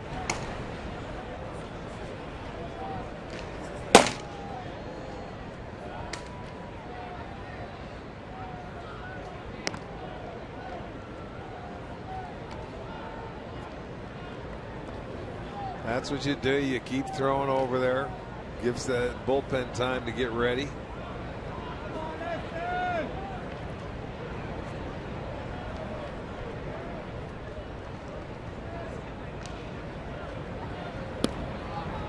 Wrapped it around the outside corner. Gets ahead of Ramirez. A ball and 2 strikes. TJ's last start came against Minnesota, and after that game, Brian Dozier, the Twin second baseman, said of House, he gets the 2 strikes, and then he goes to work on you with the off-speed pitches, the changeups, the sliders, he said he was very tough to center or square up.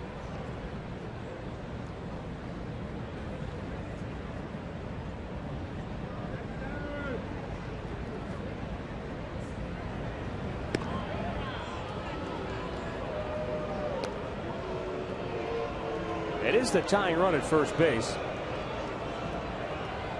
But House has Ramirez down to the count 1-2. Figuring Eaton might be itching to go with a 2-strike count.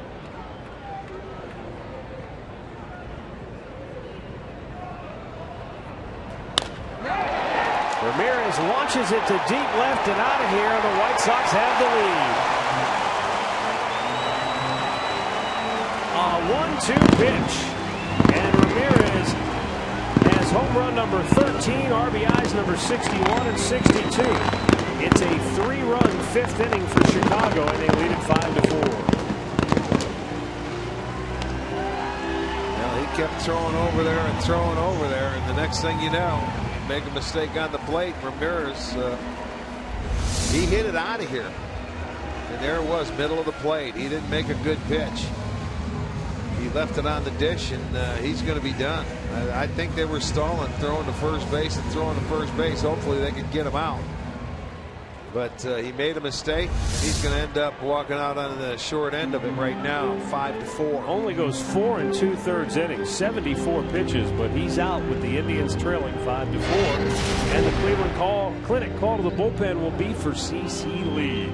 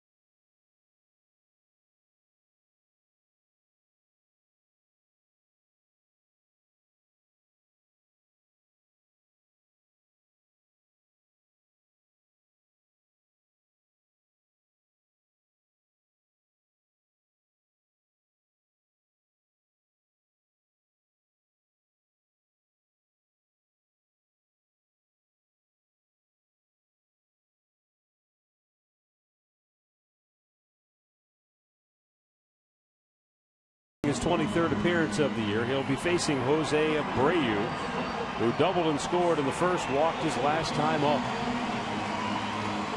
TJ House was cruising along. He put up 3 consecutive zeros in innings 2 through 4, but with 2 outs here in the 5th inning. An RBI bloop single to Adam Eaton and a 2-run homer to Alexei Ramirez, and just like that, Chicago takes their first lead of the night. Well, we've said it a lot of times with with TJ House that, you know, he bends but never breaks. Today he broke in the 5th. One mistake there, the home run, he had a chance to get out of that inning. Made a mistake on the plate. Looked like he was trying to go in with a fastball, but it was on the dish. And Ramirez, who stands close to the plate, just dropped the barrel head on it. Well, it's the first time he's given up more than 3 earned runs. You got to go back to June 9th at Texas, where he gave up 5. 1-2 the count as Abreu swing and a miss.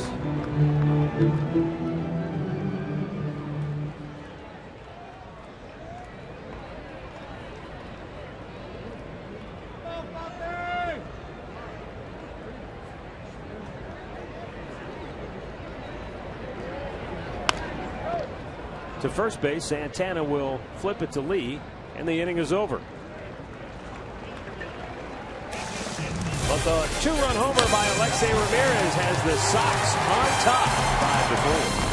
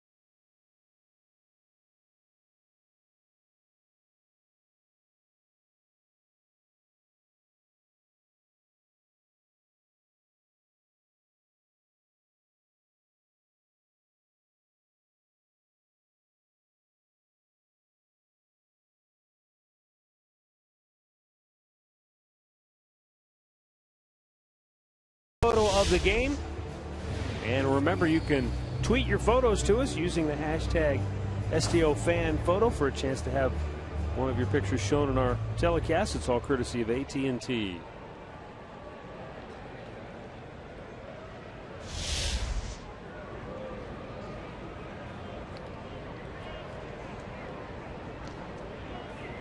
Well, time for the offense to go back to work now.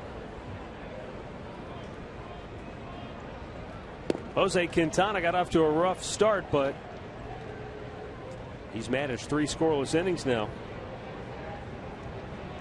After the Indians got 3 in the first and another in the second.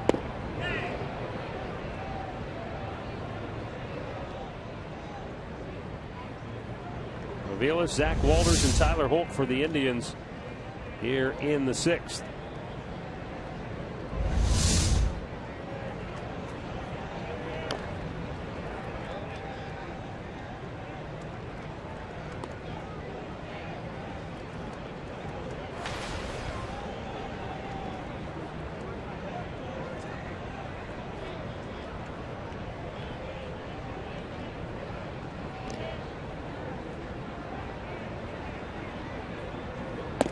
Upstairs with it, 2-2.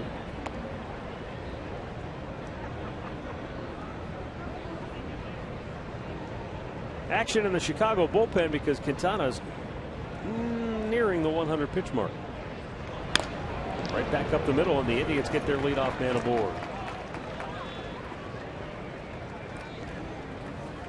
In-game recap brought to you by Toyota.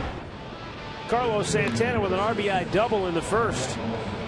Mike Aviles also drove in a run with a little bloop single, made it 3-0 Cleveland right out of the chute, but then White Sox got 2 in the bottom of the first. Michael Brantley got the Indians a run back in the second, and then Chicago turned the tables on the Tribe in the 5th.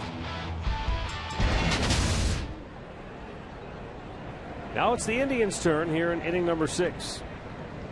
Zach Walters 1 for 2.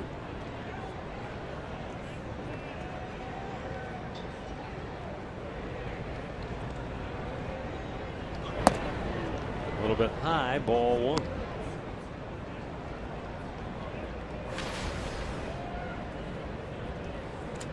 Walters was on a home run binge there for a while. He had homered in 3 straight games. His infield hit in the first snapped an 0 for 9 slump. Foul back.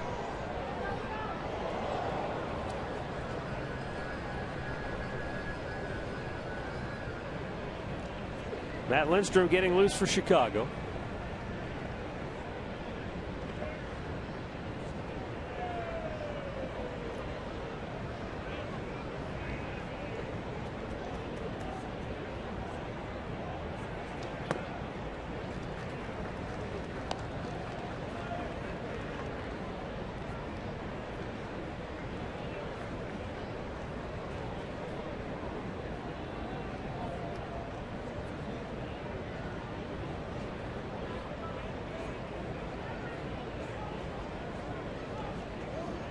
Steps out. Time was called before Quintana delivered.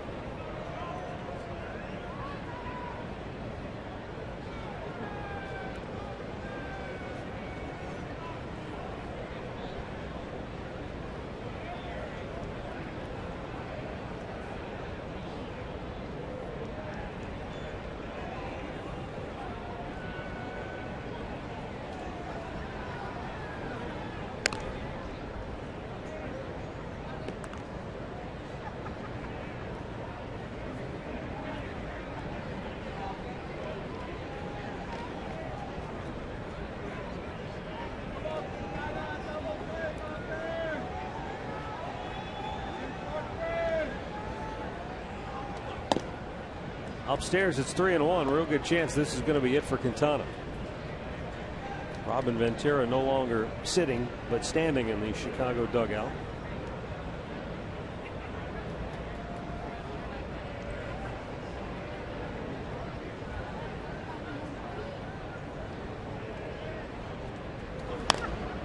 Popped up. Might be playable. Foul ground. No, he'll get about 2-3 rows back. We have a belated birthday announcement to go out tonight to Charlie Wilhelm, who celebrated his 79th birthday yesterday on the Indians' off day in Westlake, Ohio. Any relation to Hoyt Wilhelm? Charlie, happy birthday. Knuckleballer. We'll ask Jim Folk if Charlie's got a good knuckleball. Oh, if it's coming from Jim, it might be a relation. His next door neighbor. Okay. He's tuning in again today, huh? Wasn't he in talking to us on Sunday as well? We were talking about everywhere. The town outside Chicago. He's everywhere. He's alive and well. Zach Walters draws the walk and say goodnight, Jose Quintana. Here comes Robin Ventura. He'll go to the bullpen for Matt Lindstrom as the Indians try to come right back after Chicago took their first lead of the night in the 5th inning. Sox up 5-4. We got a break in the action.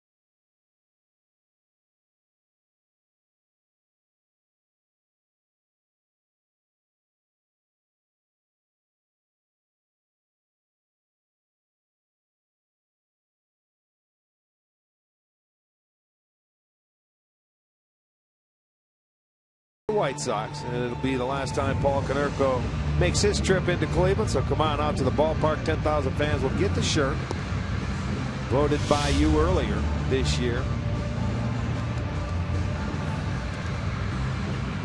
Well, we'll see what Matt Lindstrom has to feature here tonight. His ERA is over 5. It's been a disappointing year for him. Well, let's see what the Indians do here. First and second, nobody out. Bottom part of the lineup. Move them over. Try and tie this game up or take the lead back.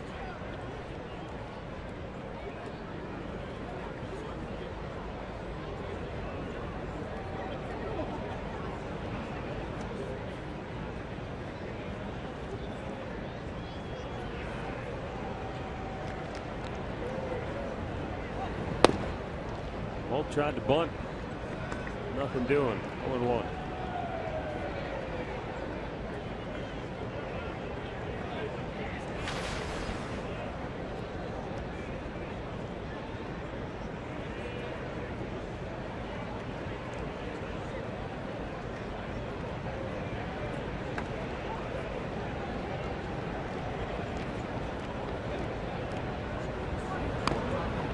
Bunted foul, third base side, count no balls, 2 strikes. Matt Lindstrom's 34 years old, and last year, in his first year with the White Sox, had an ERA of 3.12 and pitched in 76 games. That's why I say this year it's been a disappointing season for him. Well, that's pretty much every other game, you know, when you think about it. Well, and you go on the disabled list. Yeah. Sometimes, you know, it wears you down, relievers, you know, depending on how much work they get throughout the course of their career. Once they use you use and use and use. If you come into 70 games, that's a boatload.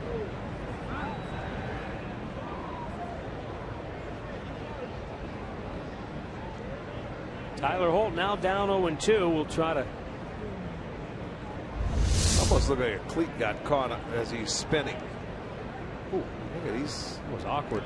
Like Michael Jackson spinning. Holt strikes out. Couldn't get the bunt down, and then a high fastball took care of him. He struck out all 3 times tonight. 1 down here in the 6th, and we go back to the studios for a Mazda game break.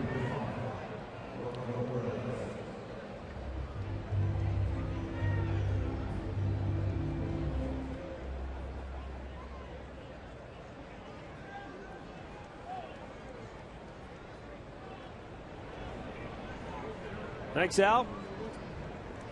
2 on, 1 out, and now Roberto Perez. Well, I think he's saying the Indians better score.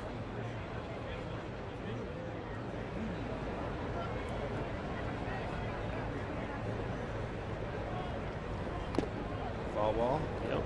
Roberto Perez did have a single his last time up. That led off the inning.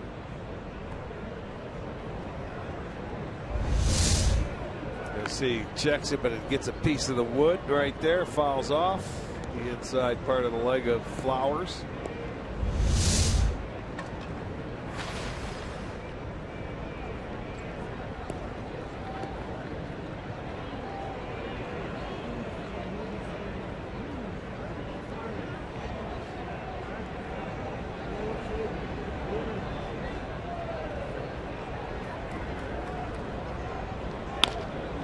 Center field, that's a base hit. Coming around third field, it's going to be waved home. The ball gets by. Look at this. 2 will score. On his way to second base is Roberto Perez. A muff in center field by Adam Eaton allows the Indians to regain the lead. Well, he has nobody to blame but himself, because it's going to go as a single. And then the error. He tried to decoy the runner like he was going to catch this ball. And then it was a line drive, and it hit and skipped past him. You know, it was all on the decoy. Look, he wasn't going to catch the ball, but he didn't catch the ball because it was hit so hard. He wasn't paying attention to where the ball was going. It gets by him. That allows Aviles to score. Walters comes all the way from first, and the Indians retake the lead 6-5 now. So give Roberto Perez 1 RBI. And the second run scores on the error by Adam Eaton. But both those runs will be charged to Quintana.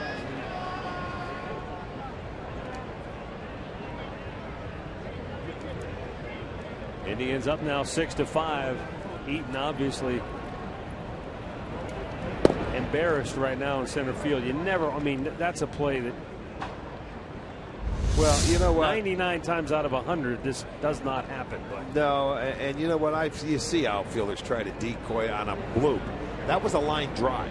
You've got to make sure you play that ball well. If one scores, it's a tie game. You let two score, now you're behind. Well, that was a bad mistake by him.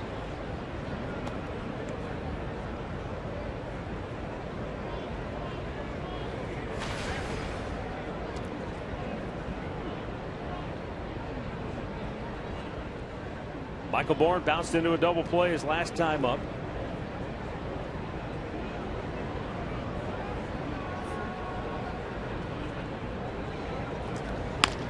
And now he wraps one right back up the middle. Perez coming around third. Sarvar's going to wave him home. Eaton's throw is in time. Perez looks into the dugout as if to tell Terry Francona he thought he beat the play, but I don't know. Did he get the plate is my question. I don't know if he tagged the plate, because Flowers looks like he was out in front to get it. They're going to have to take a look before he's going to go anywhere. You can see Brad Mills on the phone. There's the base hit. Now, Perez not blessed with good speed, but you got to try and send him. You can see Eaton's throw, one hopper right there. The ball beat him. I don't know. But does he touch the plate is my question. He touches the plate. Did he tag him? He must have. Shoulder. Because Look at they're the not shoulder. going to review. Look at the shoulder. There it is. Yeah, he got him right on the shoulder. He sure did. So no challenge. And they are 2 down in the inning. So that gives Adam Eaton a little confidence back. He's still going to be mad at himself. Foul on a play. Now there's a pitch there if you're Ramirez, take it. Bourne had a great jump. It's an 0-1 count. And you can see it out of the corner of your eye if he takes off. Give him an opportunity to steal a base and let him get in scoring position. He fouled it off. Now he's going to have to battle 0-2 count. I'd rather have an 0-2 count with a man on second than an 0-2 count with a man on first.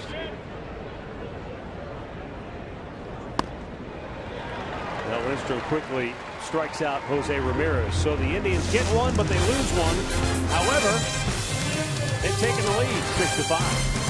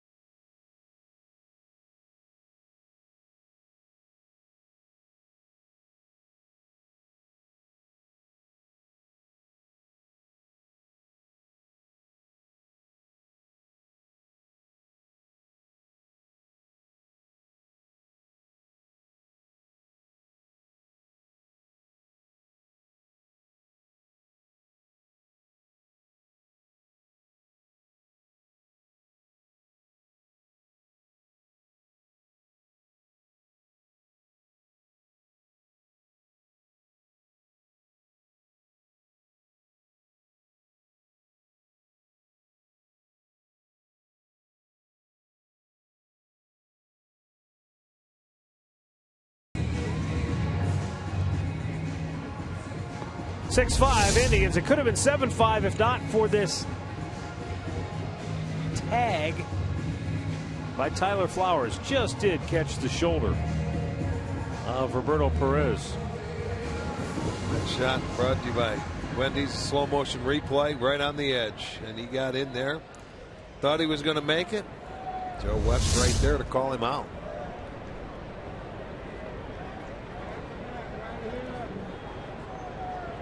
Avisail Garcia will lead off the 6th. He is 1 for 2. Drove in a pair in the first with a base hit. Struck out his last time up.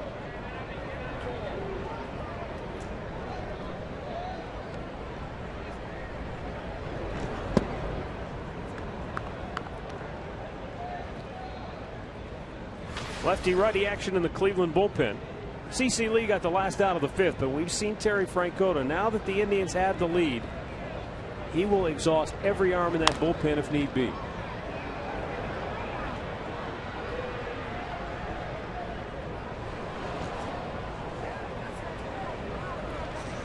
When Garcia burst onto the scene with the Detroit Tigers a few years ago, immediately he was dubbed Mini Miguel Cabrera, Mini Miggy, because at that time when he dressed out in the Tiger uniform, he bore an uncanny resemblance to Miguel Cabrera. And that swing right there is an awful lot like Miguel Cabrera. Inside out approach. It gets by Tyler Holt. And Garcia slid into second because he didn't know what was going on behind him. He never looked at Joe McEwing, his third base coach. He slid into second base. Never looked at McEwing, who was telling him right there, look at me, you should have been coming. Well, they catch a break, the Indians do, because it's a ball that Holt goes down into the corner and he gets by him. That's a nice swing right there, by the way, by Garcia to stay on the baseball. You always have to have your head up watching it. As that ball gets down there and it's a tricky corner, he slides. And then by the time he can come up, and there's McEwing, he's looking over there. That's hard to see. He's thinking double all the way because Holt was over there in time. But it's a leadoff double, so there's the tying run. 8 hits now for the White Sox. Paul Konerko is 0 for 2 tonight.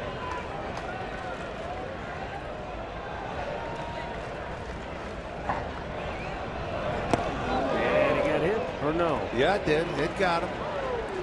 Sure did. A lot like the one we saw Brantley earlier. Almost took his belt loop off. Well, you can see that ball's running in.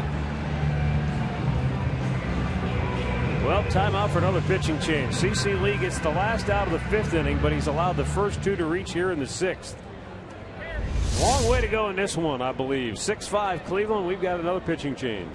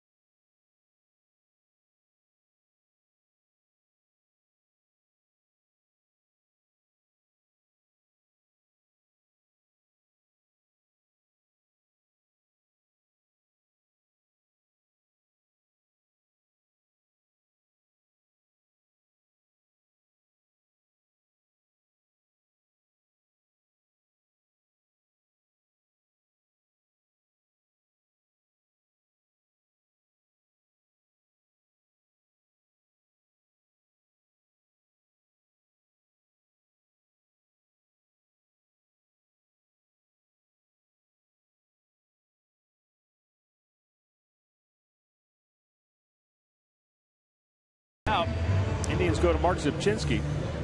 Left-hander will be coming on to the game for the 58th time this year. No wins, 3 losses, a 3.10 earned run average. And Zipchinski will be facing the left-handed hitting Connor Gillespie.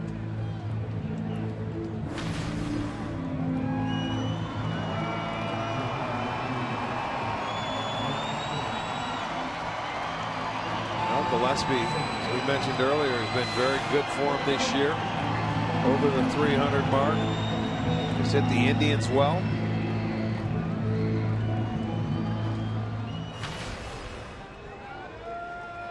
The way he swung the bat, I don't see them giving up a bunt here in this situation at this point in time of the ball game.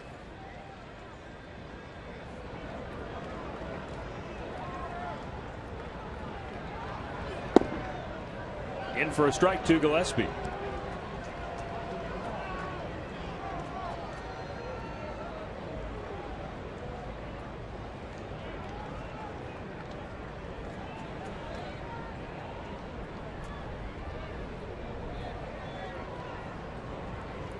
Zipchinski in a tough spot here. 0-1. Fouled off. I'll be really curious to see how Terry Francona decides to play this out too, depending on what happens. Zipchinski has not been per se a strict left-on-left matchup guy this year. No, but are you bringing this guy Zipper in for one hitter? That's what I'm curious to see if that's the way Terry plays this, because he's got a right-hander up behind him in the bullpen. Well, right-handers are hitting 369 off him, so yeah, you have to say he probably is. Get this out here. They need an out period right now. I would say just match him up here against Gillespie. You've got Tank Viciedo waiting on deck. It would be even a bigger out if you could keep him out there at second base and not let him advance to third. See Scott Atchison on the mound in the bullpen. Now the 1-2 to Gillespie. Down and in, missed 2-2.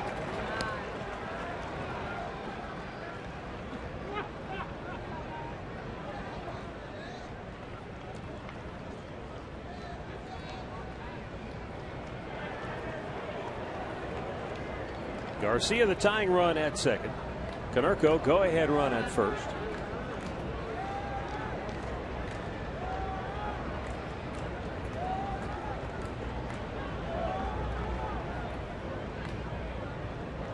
And out goes Roberto Perez.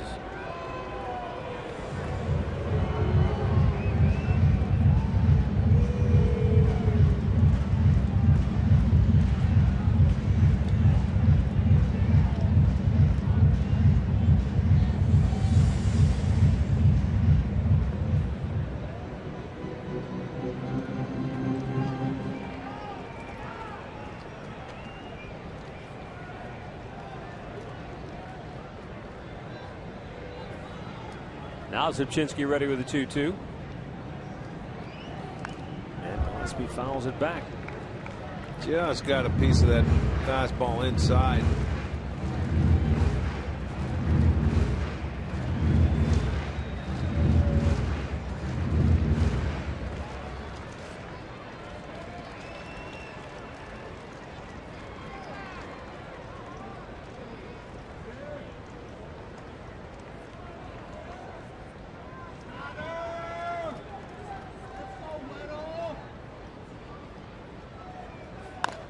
Bounced foul, first base side.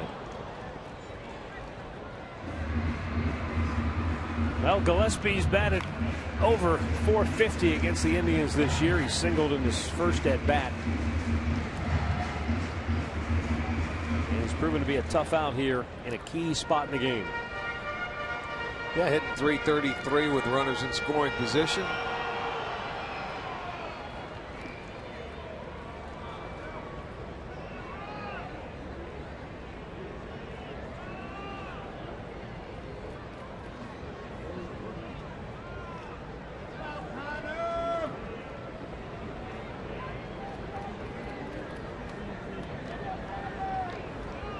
The 2-2. Did he hang on to it? Nope, got in the dirt. Boy, just getting a piece of the last 2 pitches. One in, one out, one a fastball, one a breaking ball. I mean, this one was just barely tipped. Enough to go straight down into the ground.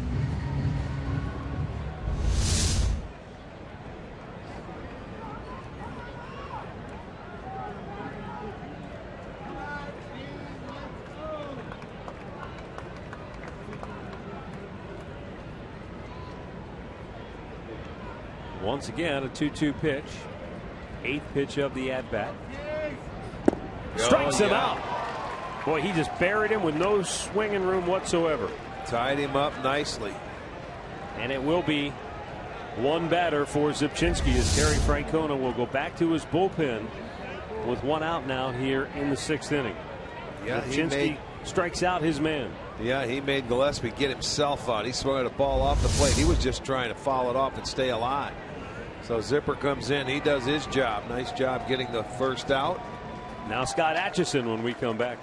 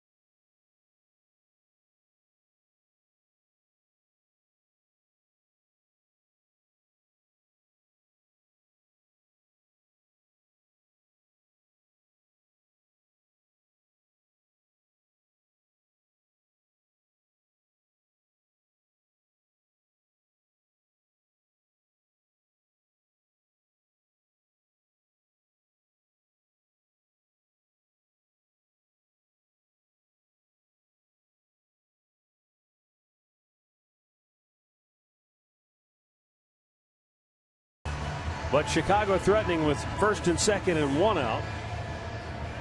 New Indians pitcher is Scott Atchison. He'll be on to face Dion Viciedo. Atchison unbeaten on the year, 2.76 ERA. The consummate strike thrower. And right now, this is a point in time. This is a save in this ball game. I don't care if you're in the 6th inning, but a big hold, and he's going to do it. Kipnis goes to second. There's one. Ramirez on the turn. They got 2, and they get out of the inning. Atchison throws 1 pitch, and the Indians turn a double play behind him. 6 complete from Chicago. The Indians lead it 6-5.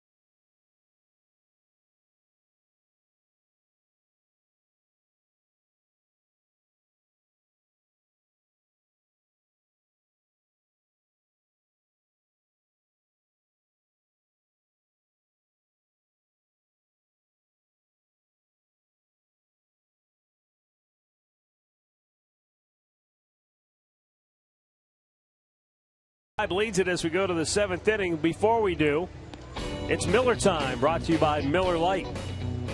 And we flash back to this date in 1987 with Paul Molitor on deck. Rick Manning delivers a game winner against the Indians at Old County Stadium. 1-0. And the Brewers go on to win it 1-0. Who started that game for the Indians? Johnny Farrell, right? Yeah. Johnny, he was a rookie that year. He started. He got Molitor 4 times.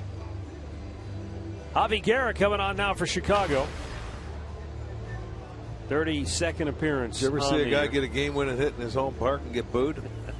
I wasn't going to bring it up. I was going to let it die. Well, don't. I was going to let it go. We got to talk about it. All right. It only happens once a year. Every year. Every year for the last. For those of you who don't know, Paul Molitor was on deck. He had a 39-game hitting streak at the time. He was 0 for 4. He had his chances, but you got the game-winning hit, denying him of an opportunity to keep the streak alive in that next at-bat. So instead of you being cheered, you got booed for the game-winning hit. 1-0. That's by your own fans. We went home. Teddy Higuera was happy. Did you get the cheese head for that game? No, that was if you struck out 3 times in the game. Then. Oh.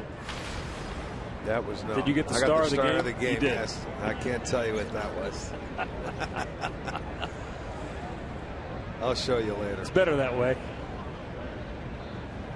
Here's the 1-0 to Michael Brantley, and it's in tight, but he dives back. Brantley was hit by a pitch in the first. Led to a run. He doubled in a run in the second, grounded out his last time up. How many times? Once a year at least somebody probably calls to interview you about that? Yeah, they start talking about it a lot. I mean, you talk about Paul Molitor, and they say, you stopped his streak. I mean, how do I stop? I'm a hitter, for goodness sakes. I had never pitched in my life. It's your lot in life. I mean, seriously. Go figure. You stopped his streak. Okay, fine. Sure. I did. You can't fight him. No, so I've joined him. There was an old commercial. Don't fight him, join him. I have a long time ago. Now the 2-1. I'm trying to think, Rick. Is that the closest though still anybody's come to DiMaggio? In the American League, well, it was the longest one since Rose's 44-game streak back at the time. That was the National League, but in the American League it was. I'm trying to think. There was one more longer than that.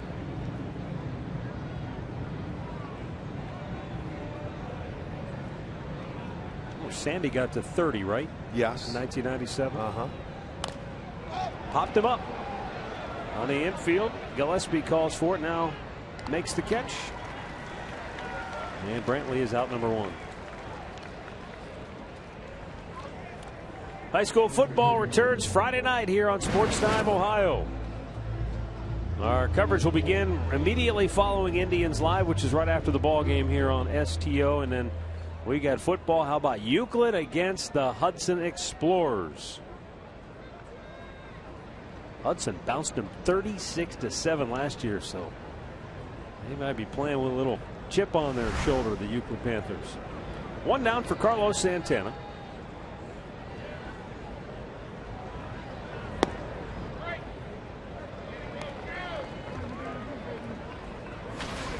Rick, do you remember in 1987 was the media coverage starting to swell for Molitor at that point? It was, yes. I mean, back then, it was Nightline or something that they had, and he did his 1 interview a day, and that was it. And everybody had to be there because he wasn't going to cater to everybody. So, yeah, it was starting to get crazy, and you're like, my goodness. Nowadays, if you do it, it would be absurd. But, it was starting to get really hairy because he was going for 40. And it was an impressive thing to watch. Think about that, though. Getting to 40. You're at 40 games.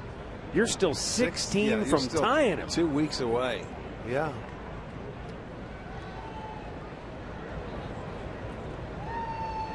And I think for DiMaggio, after his was stopped in Cleveland by Kenny Keltner helped because he made a couple of nice plays from third base. Yeah, we're told he went on and had an 18-game hitting streak after that. Plus, what was the number? He had some astounding hitting streak when he was in the minor leagues, too. 1-2 pitch. Well, arguably one of the greatest hitters, maybe not the, but one of the greatest hitters in the history of the game. You talk to some people, people have told me he was the best hitter of all time. but all depends on who you talk to. Yeah, there's two camps: Ted Williams, Joe DiMaggio, and then the old timers will throw in Ty Cobb. Well, okay, let's say best player of all time with Joe D. That would be hard to argue there, I think. All around, and he's got all the world championships. That's what his camp will always say over Ted Williams. We got the rings, the hardware. Right. 3-2 the count for Carlos Santana, who doubled in a run in the first. And he draws his walk, his daily base on balls, with one out here in the seventh.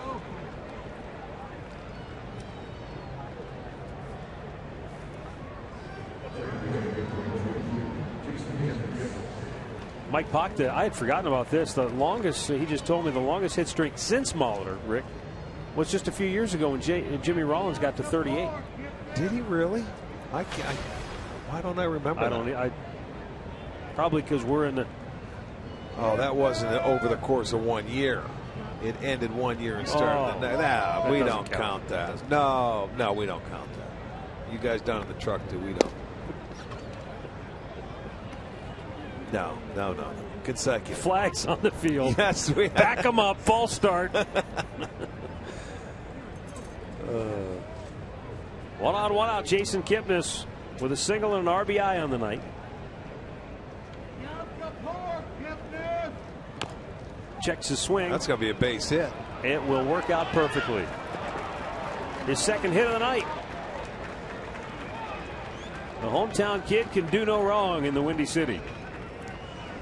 Well, why not? That's a beautiful thing right there. When you can check your swing and it hits, that means you're playing better. His own teammates are all over him in the dugout. Sure, you check your swing, you're fooled on the pitch, and you check it goes off the plate and it stays fair and nobody can make a play. It doesn't get any better than that. Look at Brantley. Yeah, he's over there. Look at that. Put your head down and just keep running. It looks like a line drive in the paper tomorrow.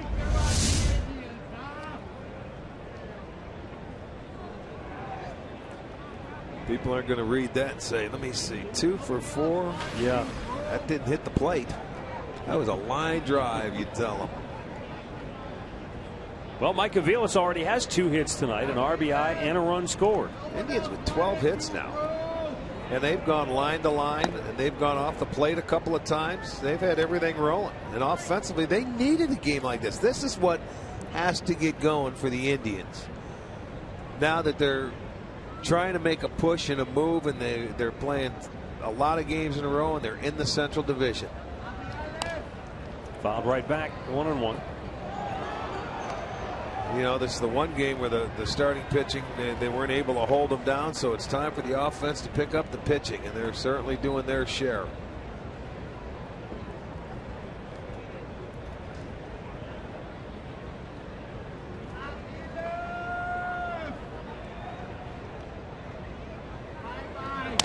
Broke his bat, but this one won't get to the outfield grass. It's caught by Sanchez, 2 down.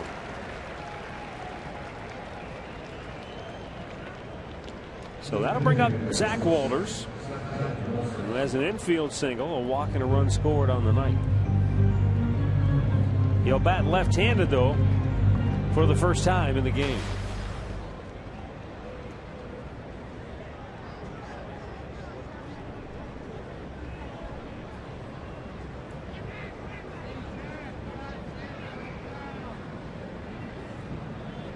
Pick him up right here with 2 out. Get another one. Upstairs, ball 1.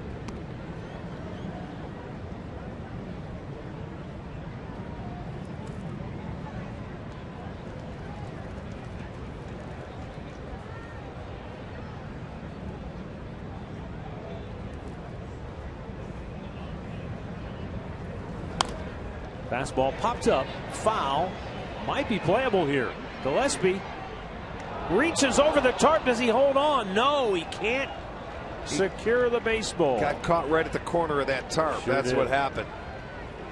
Not Tough sure. play. I think he got to it. I just don't know if it was ever in his glove or not. When you're going over there, you see you can't take your eye off it, but there's the corner of the tarp, and he had no more room.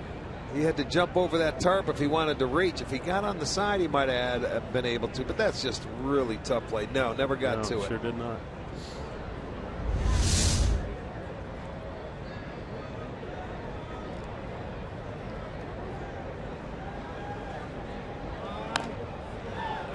Popped him up. Center field, out goes Ramirez. Makes the catch. Indians squander a scoring chance here in the 7th inning. But they hold a 6-5 lead as we reach the 7th inning stretch. Brought to you by Spitzer Auto World. Life is hard. Buying a car shouldn't be.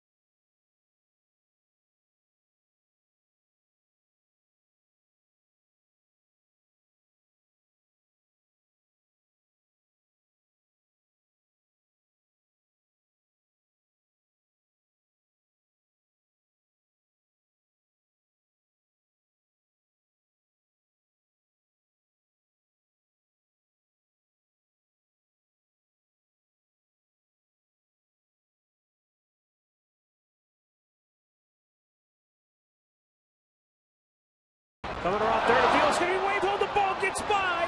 Look at this. 2 will score. On his way to second base is Roberto Perez. A muff in center field by Adam Eaton allows the Indians to regain the lead.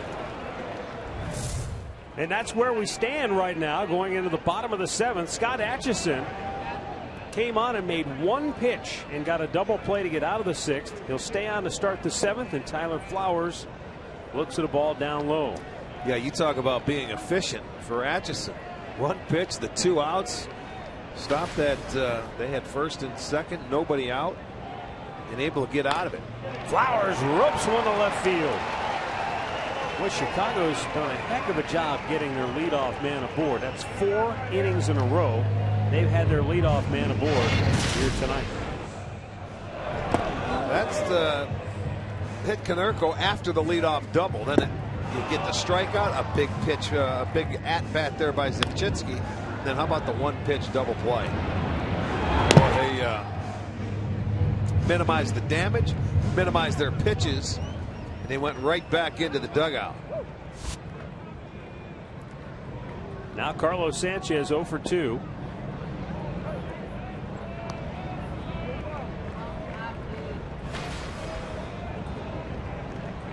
He's a switch hitter and will bat from the left side for the first time tonight.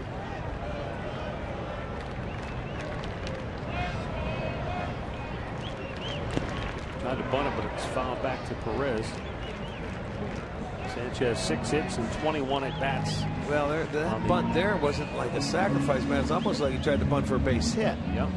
You know, because his bat was behind him, he was tardy.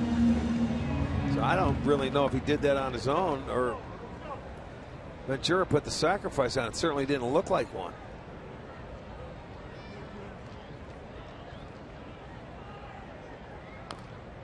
Swinging that time, fouled back.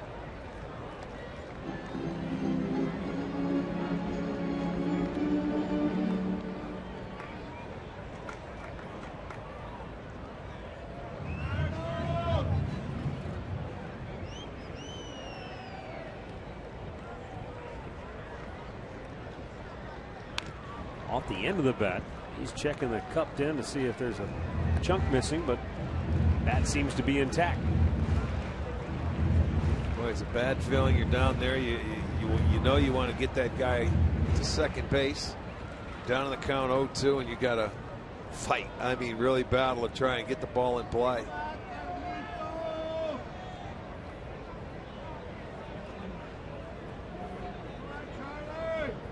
The 0-2 popped him up back out of play.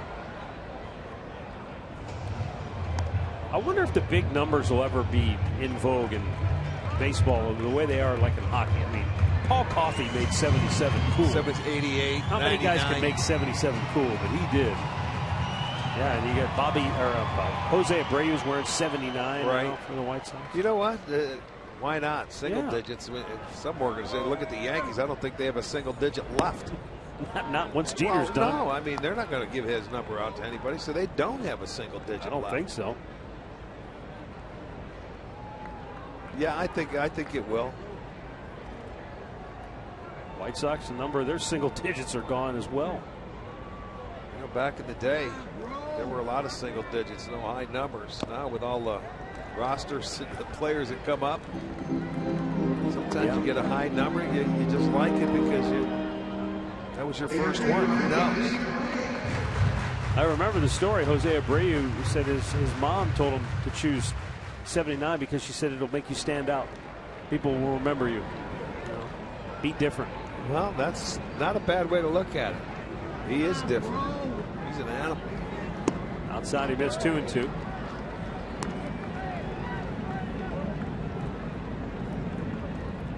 He's encouraging his teammate Sanchez right now from the dugout.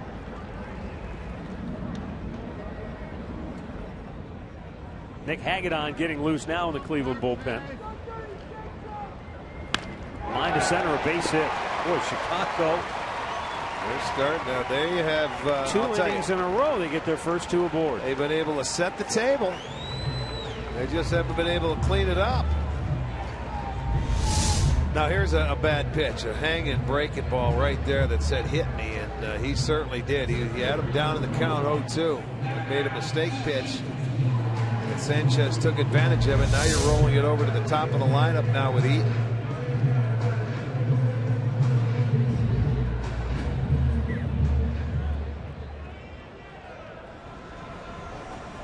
Well, after Adam Eaton, there are 4 straight right-handed bats in the lineup, so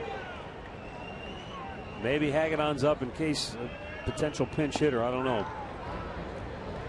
Eaton showing bunt, takes ball 1. He singled in a run and scored in the 5th.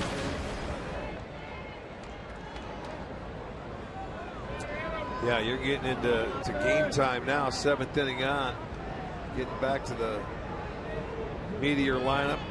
You have to have Eaton button here. Not only the tying run, but the go-ahead run. You want to try and get in scoring position if you can. Bunts it back foul.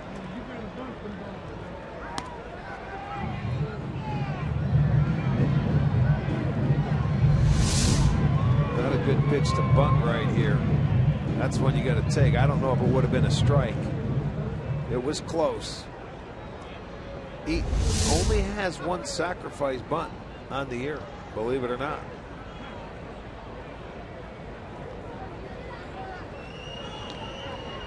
He squares, bunts it, well done. Yeah, that's a good bunt. You force the third baseman to field it, and his only play is to go to first. That's the way to do it.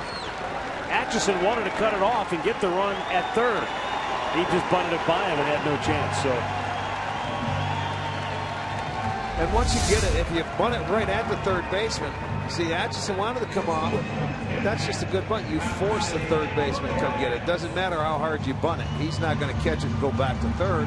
His only play is first base. So his second bunt. Now they have the tying and go ahead run in scoring positions. Now he's got his work cut out for him. Well, he's got Alexei Ramirez, who's 2 for 3 on the night. He had a 2-run homer his last time up.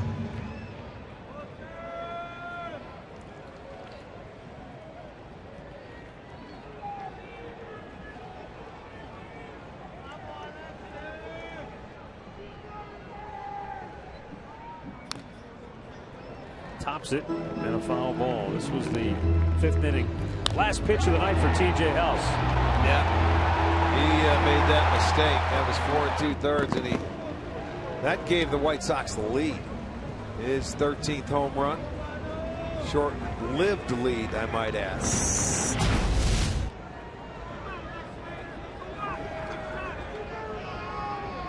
Down low.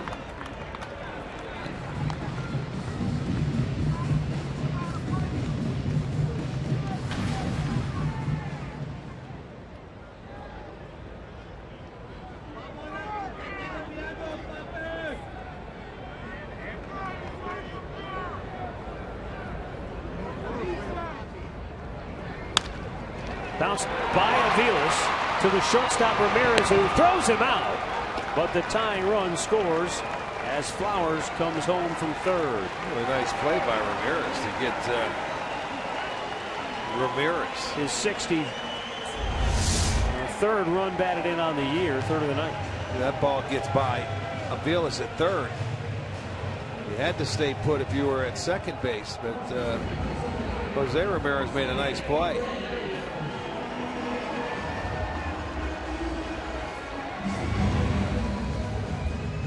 This is where you have to be careful here.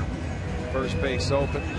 The big RBI guy, just go ahead and put him on. Huh? Are you going to go after him? I'd put him on. Well, yeah, I will say this. Atchison knows he's been around long enough. We'll see what they do.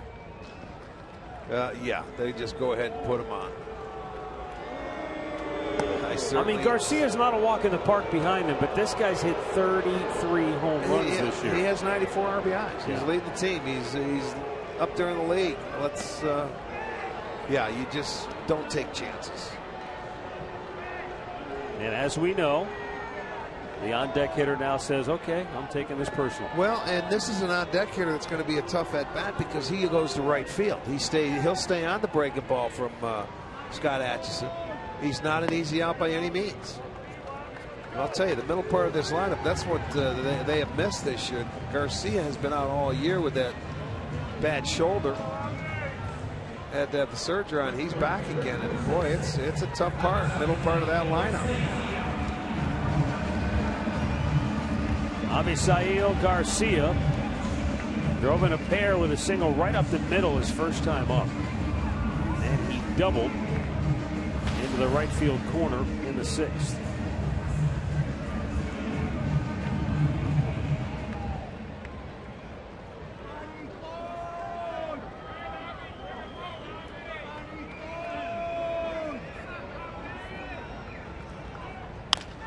Grounded towards Ramirez. He'll go to second for the inning-ending force. Atchison gives up 1, but will go to the 8th, tied at 6.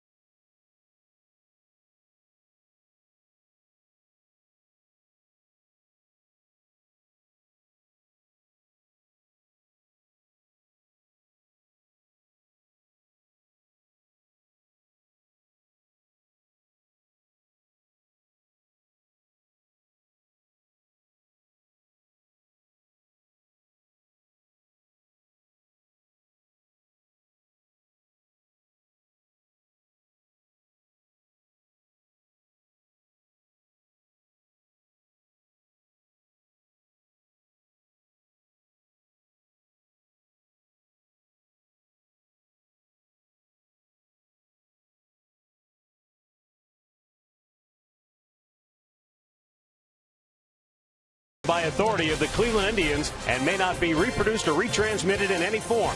And the accounts and descriptions of this game may not be disseminated without the express written consent of the Cleveland Indians.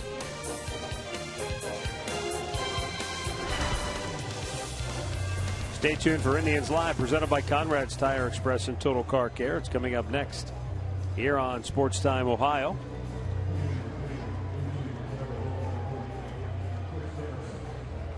Pinch hitter for the Indians will be Chris Dickerson. As we roll on to the 8th inning, and Javi Guerra will stay on for a second inning of relief work. Tyler Holt struck out all 3 times tonight, so Dickerson gets a chance with a right-hander on the hill.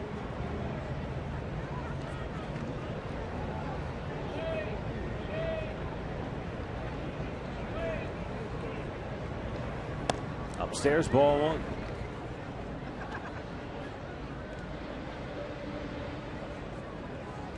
Detroit beat New York 5-2. Kansas City got a walk-off to beat Minnesota 2-1.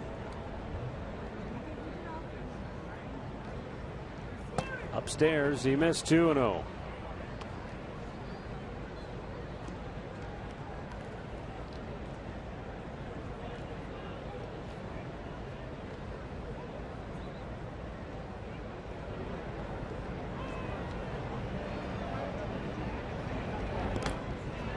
Ball 3. That was nowhere close.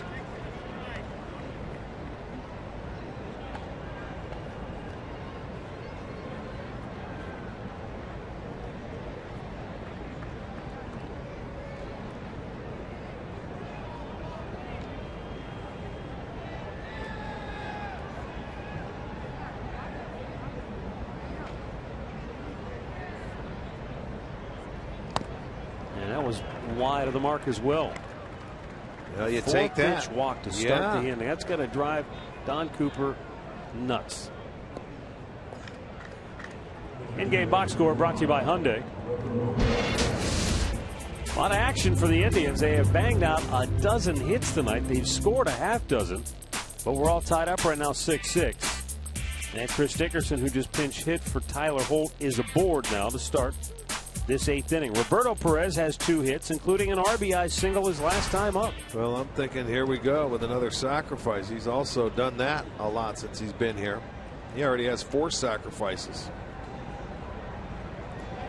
And he's only been in the 16th game. But the situation dictates it.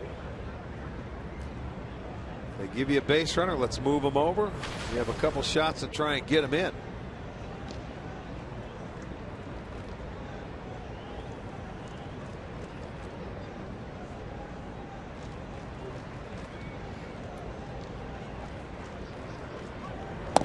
Up high, ball 1. And out goes Flowers. He hasn't thrown a strike this inning.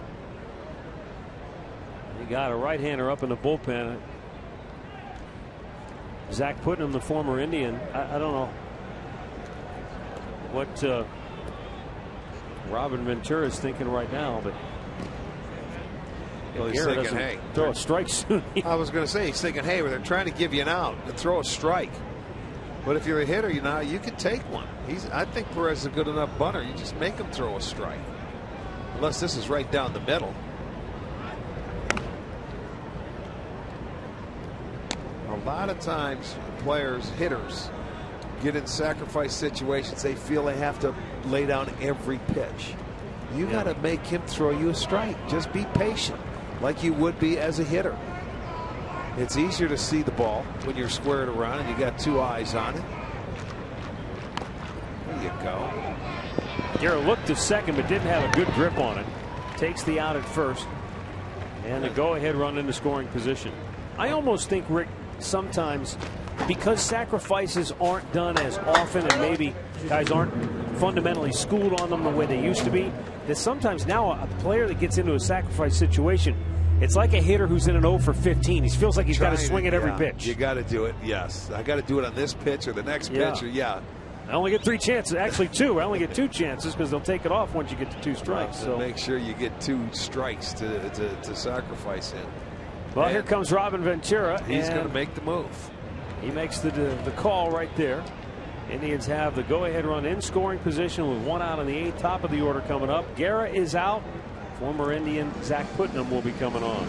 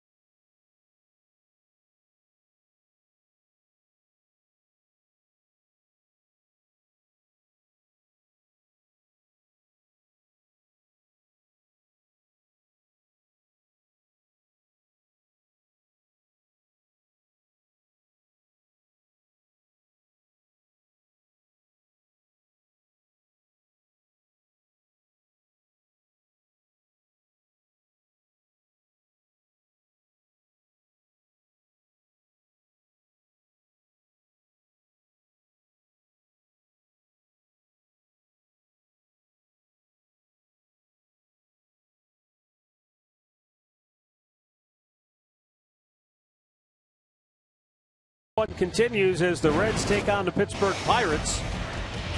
Coverage begins at 3:30 Eastern right here on Fox Sports 1 and streaming live on Fox Sports Go.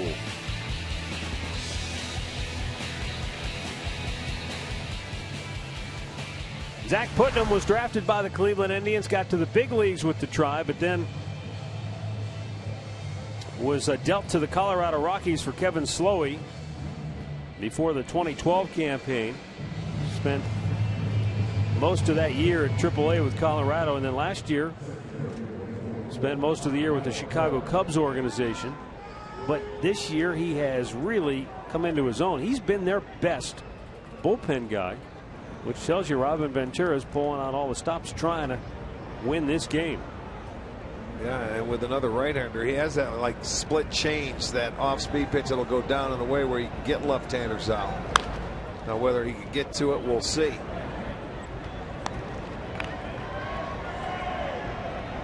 Michael Bourne's had a good night. 2 hits, a walk, and a run scored.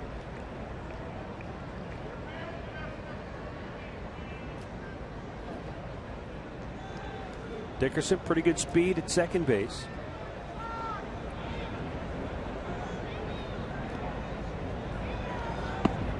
Down low, 1-1. There was the pitch.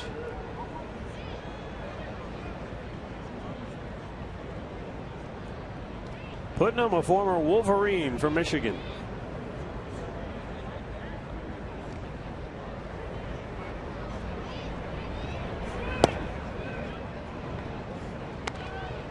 And now Bourne ahead in the count, 2 balls and a strike.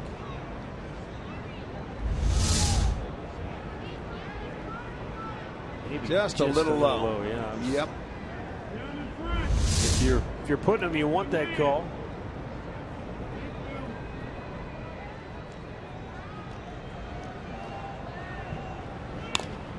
Bourne lifts one to left field. Routine play for Viciedo.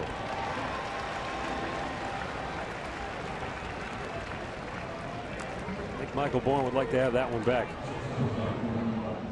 Well, when you pull the string and you put it away, it's hard to stay on top of that baseball. He hit it up in the air.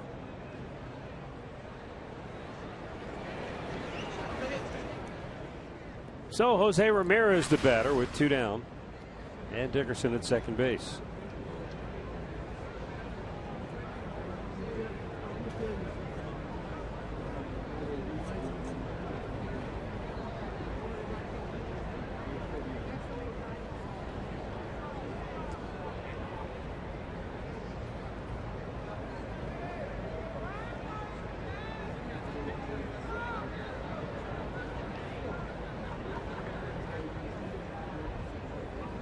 Pitch outside, ball one.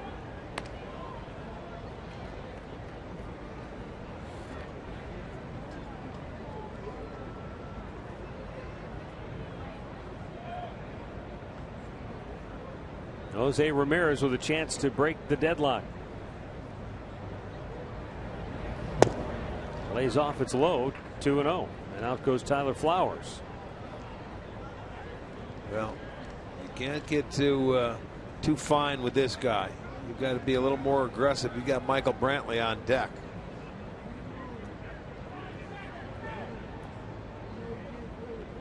Look for a fastball right here if you're Ramirez. If you get it, put a good swing on it.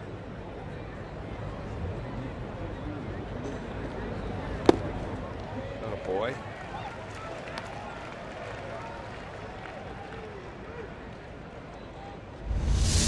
Pitch was up, elevated. He gets what he was looking for. I think that was a little cutter, but he let it go. 2-0. Swing it.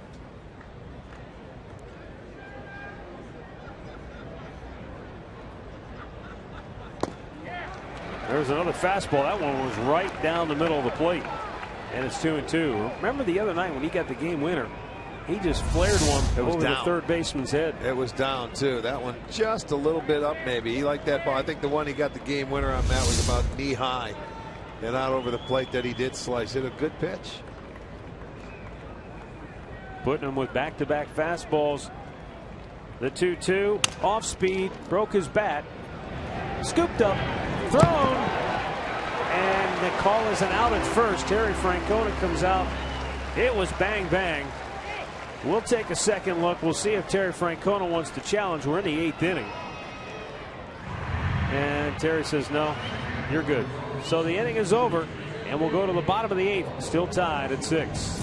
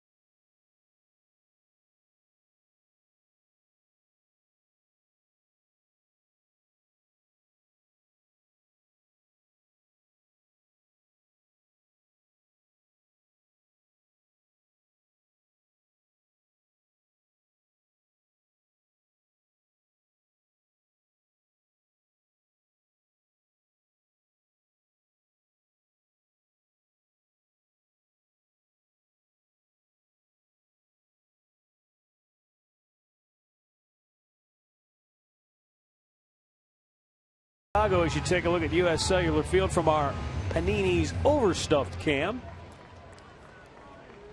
Indians and White Sox opening a 3-game series here tonight.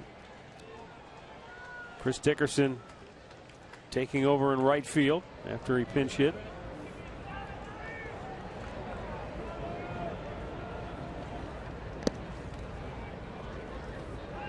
White Sox brought a season-high 6-game losing streak into tonight's game. They've also lost 13 of their last 17. And they've fallen a dozen games below 500.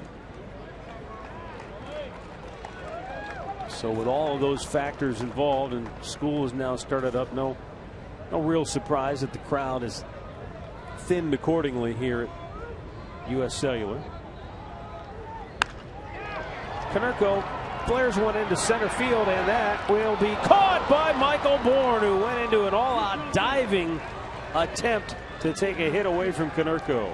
Boy, that ball sounded funny. You know, it sounded like a thud off the end of the bat. And it was a big swing, so Bourne had to get on his horse coming straight in, and he's going to extend out and make a nice play. Keep that leadoff man aboard. Chicago's been so good at doing that tonight. Terry Francona, yeah, he's going to go back to the bullpen now. He's going to go for the left-hander Nick Hagedorn when we return.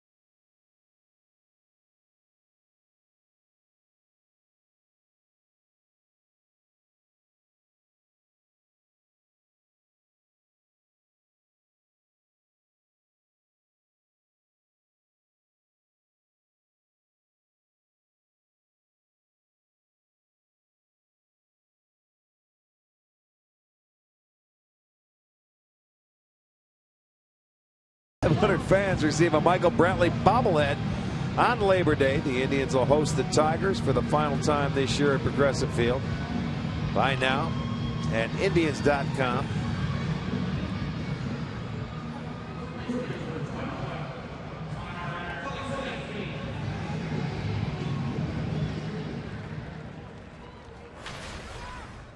With one out here in the bottom of the eighth, Connor Gillespie will be the batter. Nick Hagedorn, who's been in the best groove of his big league career,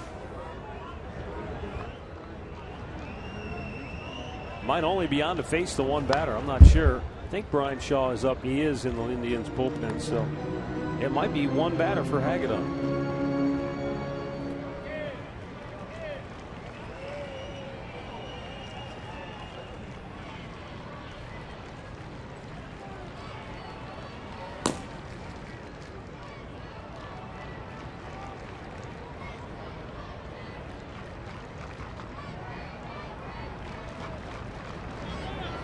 Whoa. Spun him out of there, 1-1.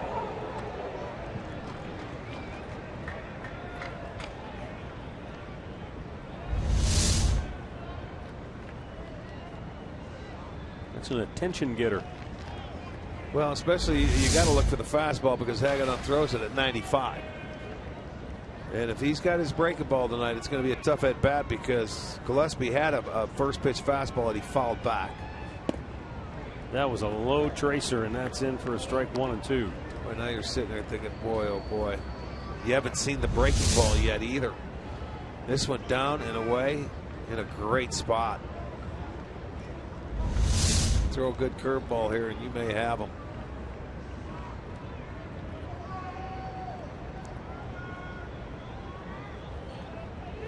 Breaking ball swung on and missed.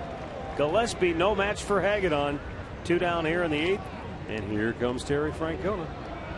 Well, you know, when you get a left-hander and you see 3 fastballs, you're down 1-2, and one of them was up around your chin, and he throws that pitch, you don't have much of a chance.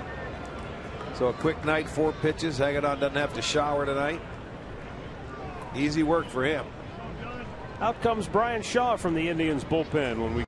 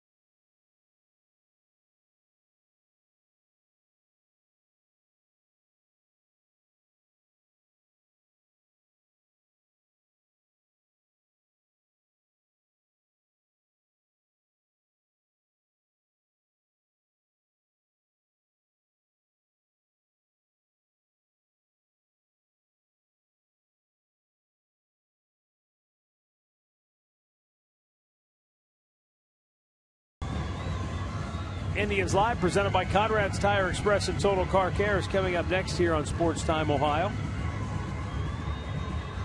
Brian Shaw is now on to pitch for the Indians with 2 down here in the 8th inning. He'll be facing a pinch hitter for Dion Viciedo. He goes to Alejandro De Aza.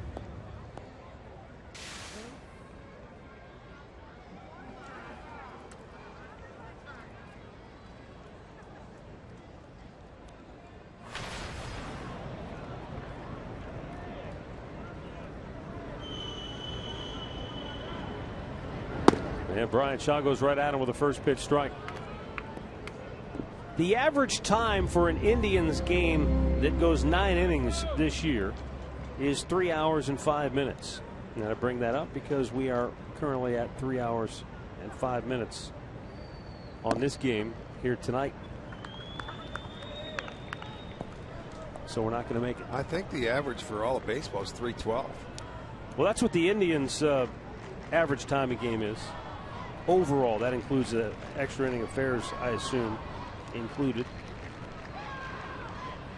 It's just hard to believe, but we only have, how many extra inning games do we have this year? Well, I'll tell you how many we have. We have 14. All right, so the cumulative effect of those 14 extra innings games, it only bumps up the average time of game 7 minutes. That's hard to believe because when you played, I remember 3 14-inning games, they seemed like eternity. I know.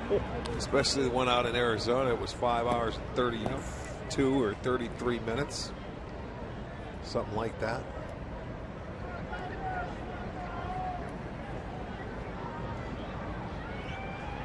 Two count. Shaw deals. And De Aza, did he go around? Yes, he did. The inning is over. Back-to-back strikeouts in the 8th inning for the White Sox. They go 1-2-3. We go to the 9th, tied at 6.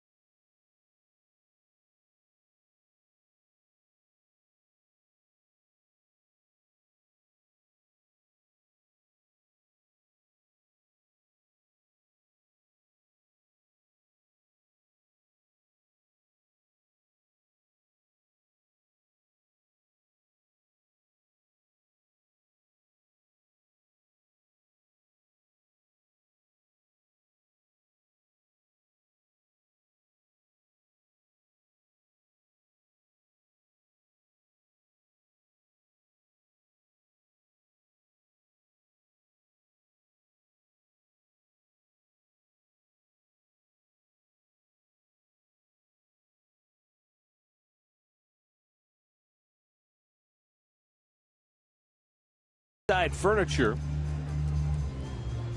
TJ House against the Sox right-handed power bats. And, well, the big hit was Alexei Ramirez, who hit the 2-run homer, right-handed bat.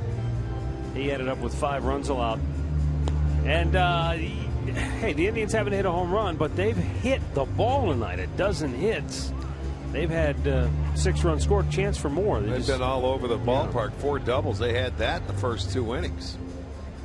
De Aza stays in the game in left field. Zach Putnam got the last 2 outs of the 8th. He stays on to pitch the 9th. Michael Brantley will lead off. Then it's Carlos Santana and Jason Kipnis. So, good opportunity for the Indians. They've got the meat of their order here in the 9th.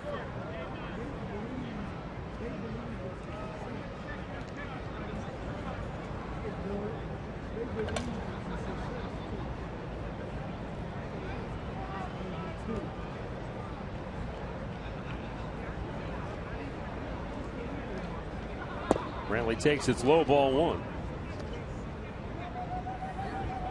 Indians have had their leadoff man aboard 5 out of 8 innings tonight, but only twice in those 5 innings were they able to score.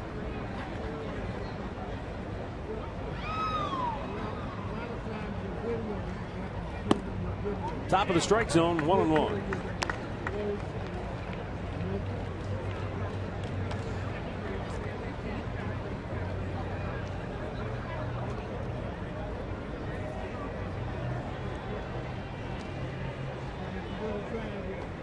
Outfield for the White Sox, straight up and deep. Outside with it, 2-1.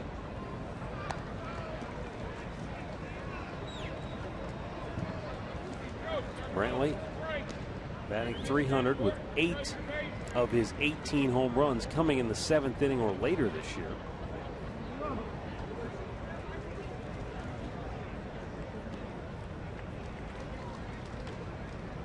Interesting catching stance there by Tyler Flowers as that ball is hit to center. Adam Eaton runs it down.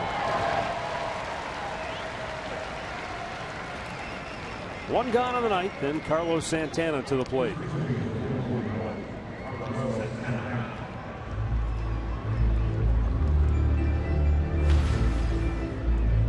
Santana doubled in a run and scored in the first. Walked his last time up.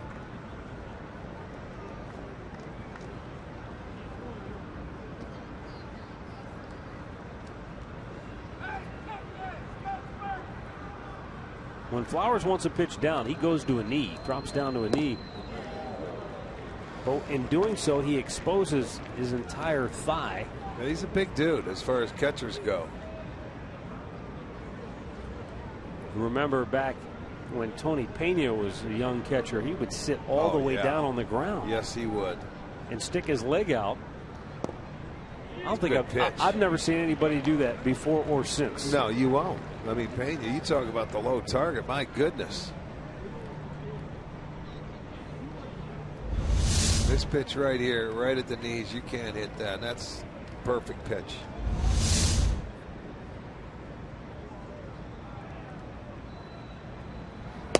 Outside with it, 1 ball, 2 strikes.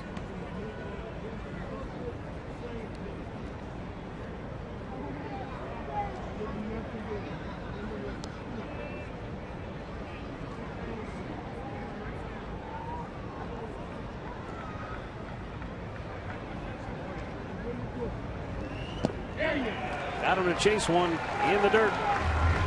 2 down. There you're going to see the off-speed pitch from Putnam after he put one there. And now you can expand that hitter strike zone. 1-2 count. He's going to throw it even lower. That little split changeup that he throws. And he expands that strike zone from Santana. Goes down as a victim.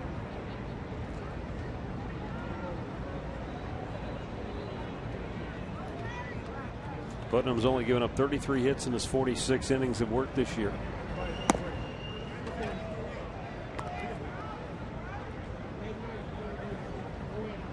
And in case you're wondering, only 2 home runs allowed.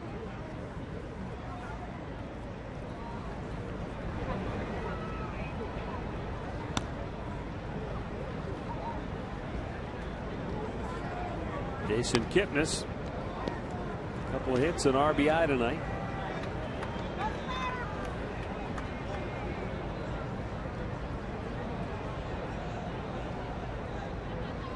His last hit was an excuse me swing that went about 40 feet up the third baseline. Good for an infield hit.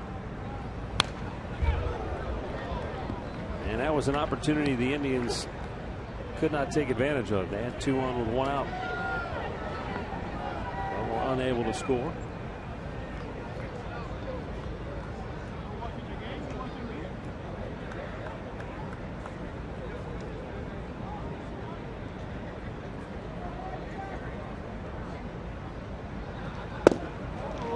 Good pitch inside corner, a strike. Kipnis doesn't like it, but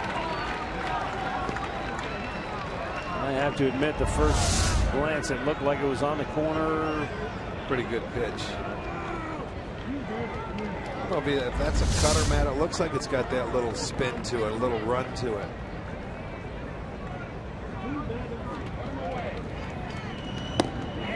Putnam strikes him out. He retires all 5 that he faces tonight. And we'll go to the bottom of the 9th, tied at 6.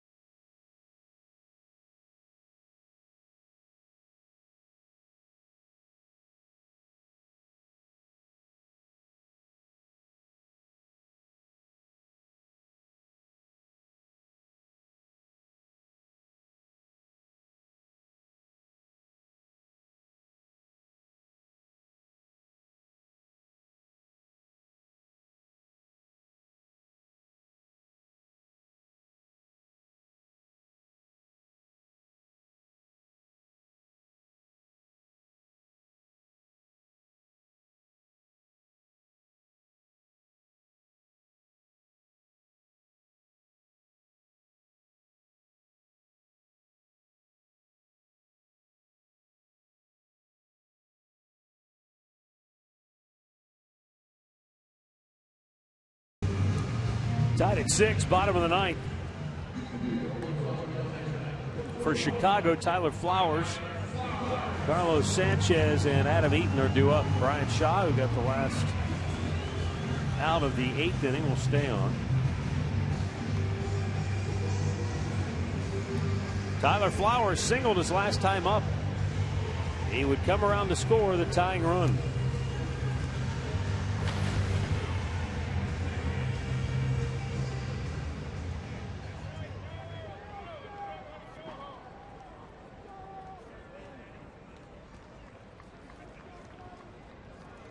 Like the Indians, the White Sox have had their leadoff man on 5 out of 8 innings.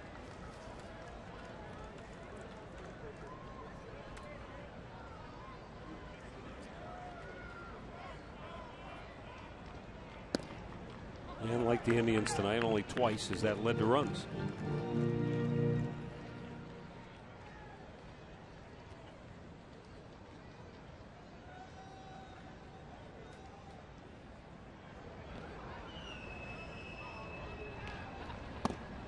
Flowers a swing and a miss, 1-1.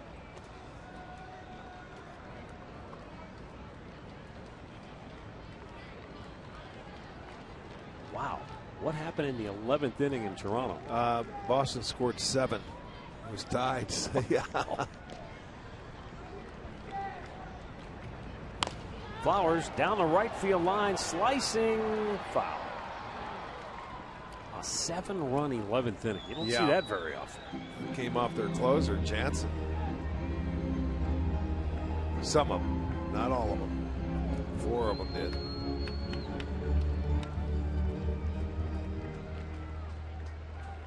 Tough to figure Toronto this year. Yeah, they're back to 500 now, I think, with that loss. It's not final yet, but they had lost 7 out of 10 coming into tonight. Boy, at one time they were sitting top the standings, looking good, sitting pretty. And a team named Baltimore got hot. Pretty good pitch there. Wow. 2-2 the count. Oh yeah, that's a little bit inside. Didn't look like it from behind them.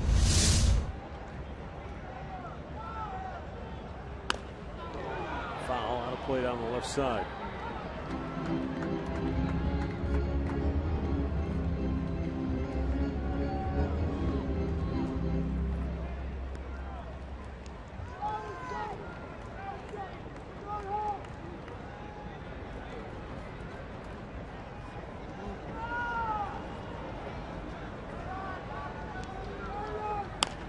of play. Give the White Sox credit. They certainly have not looked like a team that has lost 6 straight, simply playing out the string. Indians jumped on them with 3 in the top of the first. But Chicago came right back. 3 straight hits, scored 2 in the bottom of the first. Yeah. And then they would take the lead with a 3-run 5th inning. And all 3 runs scored with 2 outs, thanks to that man, Alexi Ramirez. Then the Indians took the lead again, and Chicago came back and tied it. That's going to stay fair. It certainly is. How about that? He tried to get out of the way. It hit his bat. It looked like it hit something and spun into fair territory.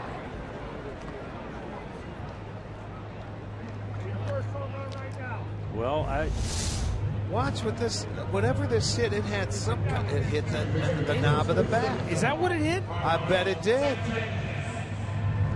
It did. It hit right off the knob of the bat. Have you seen that? Now that's why it had that spin. It rolled back into fair territory. Unbelievable. Wow. If you're Tyler Flowers right now, you got to be saying. Well, you better thank your lucky stars, because if it didn't hit that, it might have hit him in the face.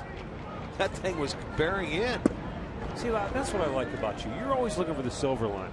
Yeah, I hit it off the knob, but if I didn't hit off the knob, it would hit me in the face. That's right. I would have been hurt, so I don't mind making it out there. That's silver lining. I'd rather be embarrassed than have a nose the size of a grapefruit no kidding. right now. That was really strange.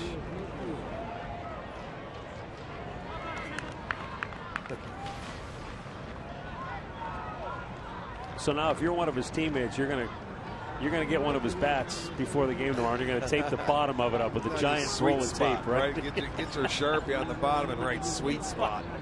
I like that better. Here's the 0-2. Got him looking. Beautiful pitch by Shaw. 2 down.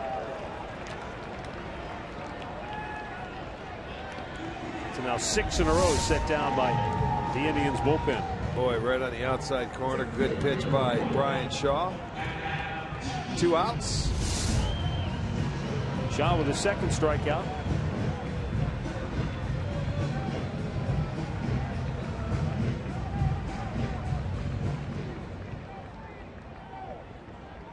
Shaw, the 6th Indians pitcher to work in the game here tonight. Adam Eaton tried to hold up, but he went around. Eaton, an RBI single and a run scored in the 5th. Lay down a sacrifice bunt in the 7th inning.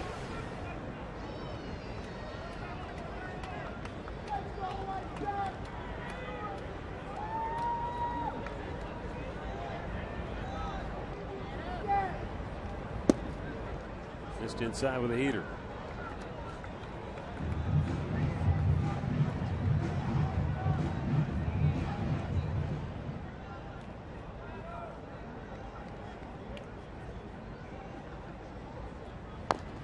Right back to the mound. Shaw has it.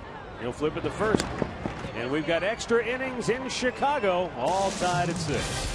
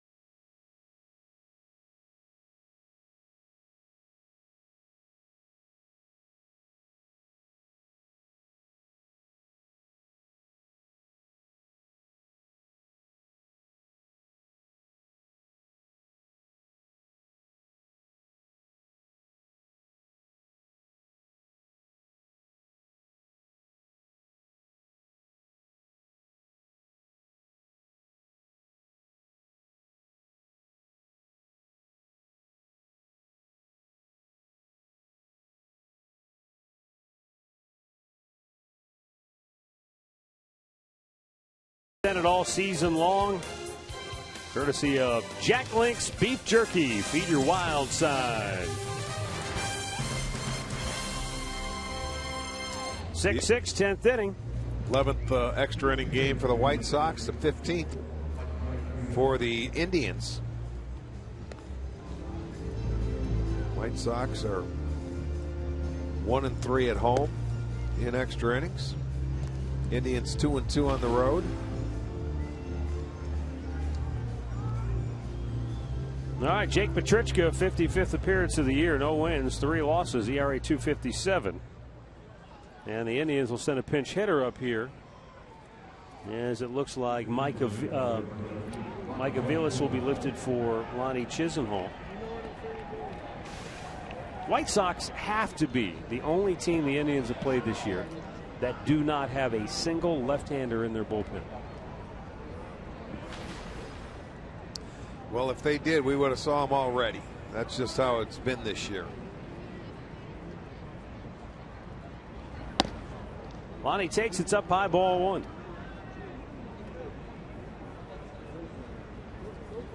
Chisenhall as a pinch hitter, 4 for 10 with a home run.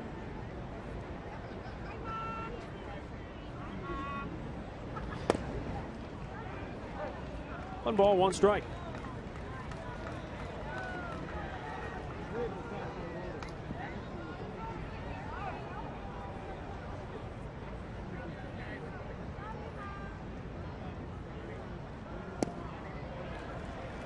Swung at a ball downstairs in the count 1-2.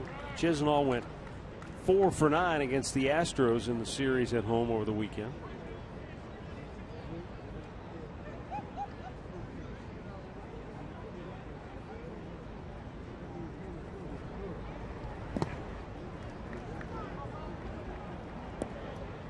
Chisenhall's also swung the bat well on the road. .296 average, and 6 of his 11 homers have come on the road.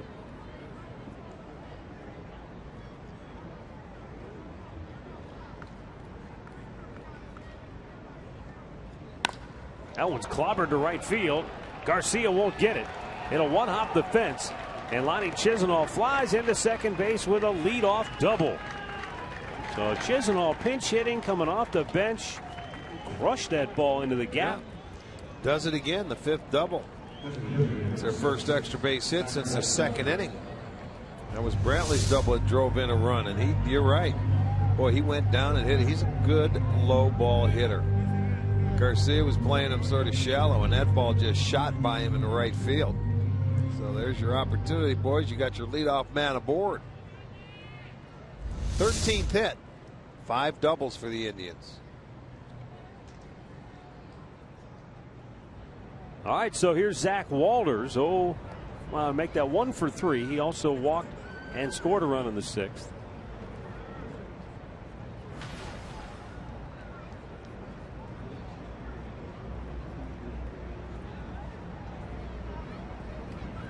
Third baseman Gillespie pinching in at the corner, looking for the bunt. Walters pulls it back.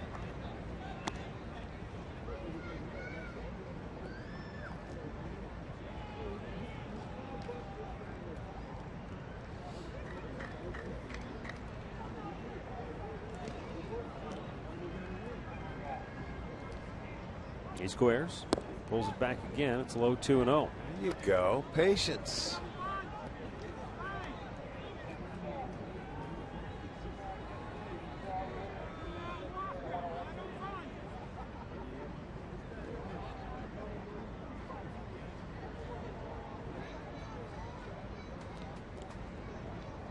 Swinging away, and it's fouled back. That's what happens. You're patient up there. You make that guy get into the zone. Francona decided, I'm going to take it off and let him swing the bat now. 2-0. See what he does now. 2-1. I don't think I saw a sign flashed. Well, then let's go. Green lighting. He squares and bunts it back foul. The only other time we did have a chance to see Walter's bunt was in Cleveland, and it wasn't very good. When he tried to do it. You see it there, fouled it off. Now he's going to be swinging.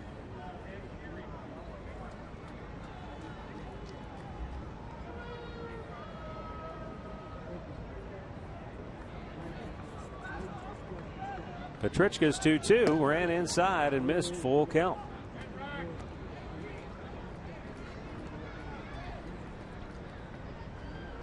Chris Dickerson waiting on deck.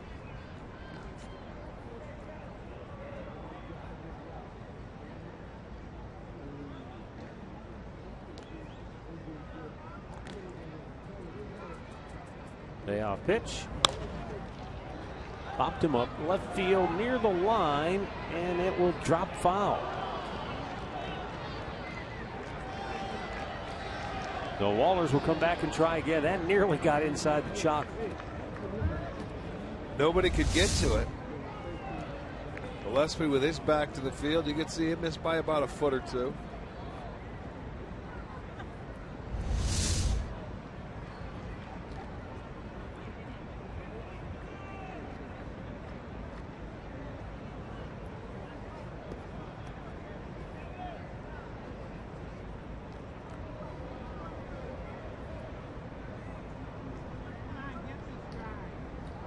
Petrichka again, the 3-2. Oh, that ball's hammered. Deep right field. Garcia will watch it go. Zach Walters with a mammoth 2-run homer here in the 10th inning. And the Indians take an 8-6 lead. Walters' 6th home run since joining the Indians. He has been on a home run binge. Well, there was no doubt about that one. He got all of it. You said they haven't homered yet today. Well, they have now, and it comes at the right time, and that was right down the middle.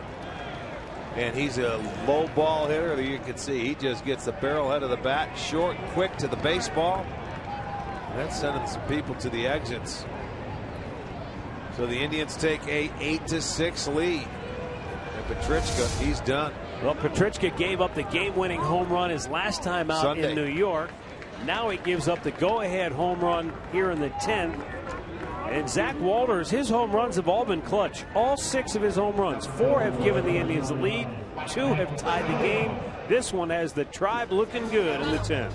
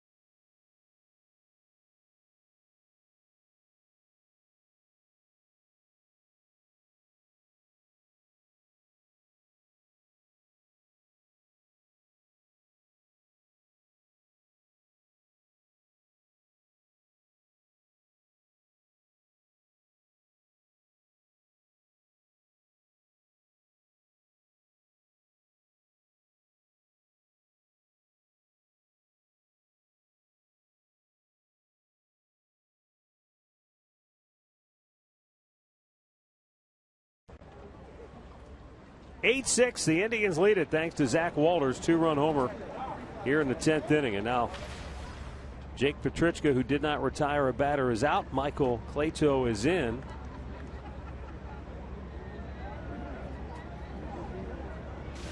And Chris Dickerson takes up and away ball 1.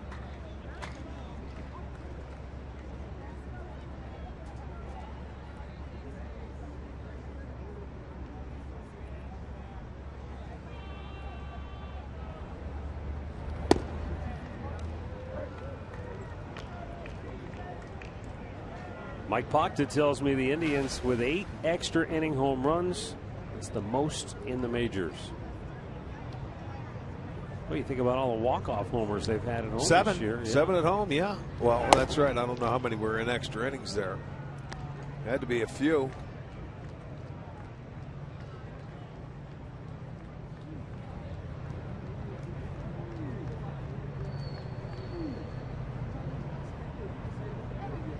Now the 2-1, and Dickerson fouls it straight back.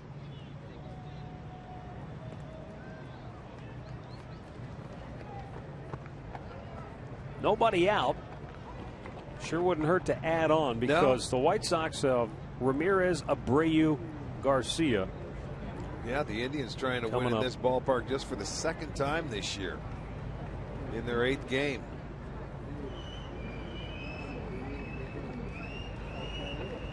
Outside, he missed.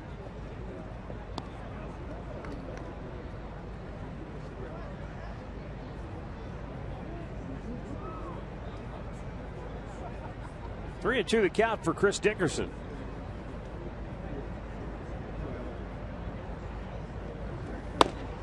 And a good pitch by Clayton. 98 miles an hour. He blew it right by him. 1 down. Zach Walters here in the 10th inning on a 3-2 pitch. Blast off. I mean, that's a long way out there. That's over the bullpen and halfway up the seats. Yeah. Boy, the timing of it, I'll tell you, he's been uncanny since coming over here. Boy, just the opportune times he's hit his home runs. Give him the lead, ties the game. He's been very good. Well, what better way as a new guy to ingratiate yourself with your teammates? I know, you couldn't pick a better solution. Especially for a young player. Manager's got to love him. Yeah.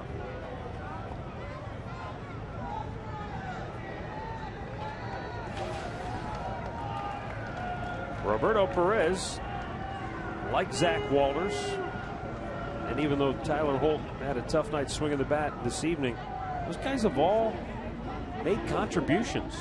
Perez with 2 hits tonight and an RBI. I mean, sometimes when you lose a veteran and you got to plug in a rookie, managers will tell you the problem is I don't know what to expect. I don't know what I can get. I don't know what to count on because you've never seen them play at this level before. But these guys have all stepped in and played key roles. Well, yeah, Walters keeps saying he keeps earning his 4 at-bats a game, that's for sure.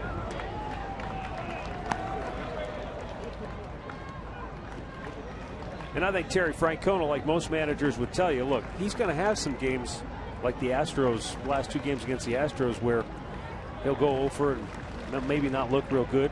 Everybody does. But that right there, that's why you'll keep writing his name in the lineup. That's easy power. Down low, 2-2.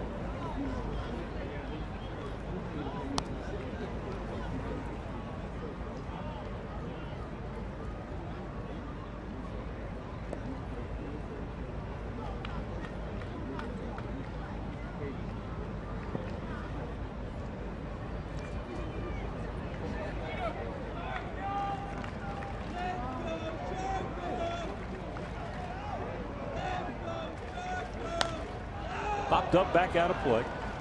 Yeah, I was thinking, Rick, when you watch Carlos Santana swing, and granted he can get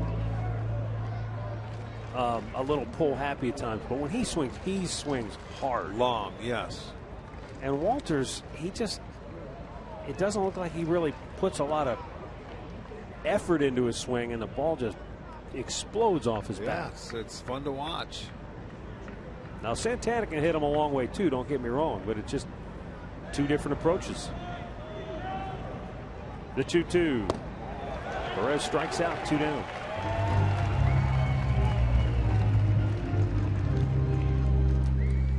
Top of the order, Michael Bourne.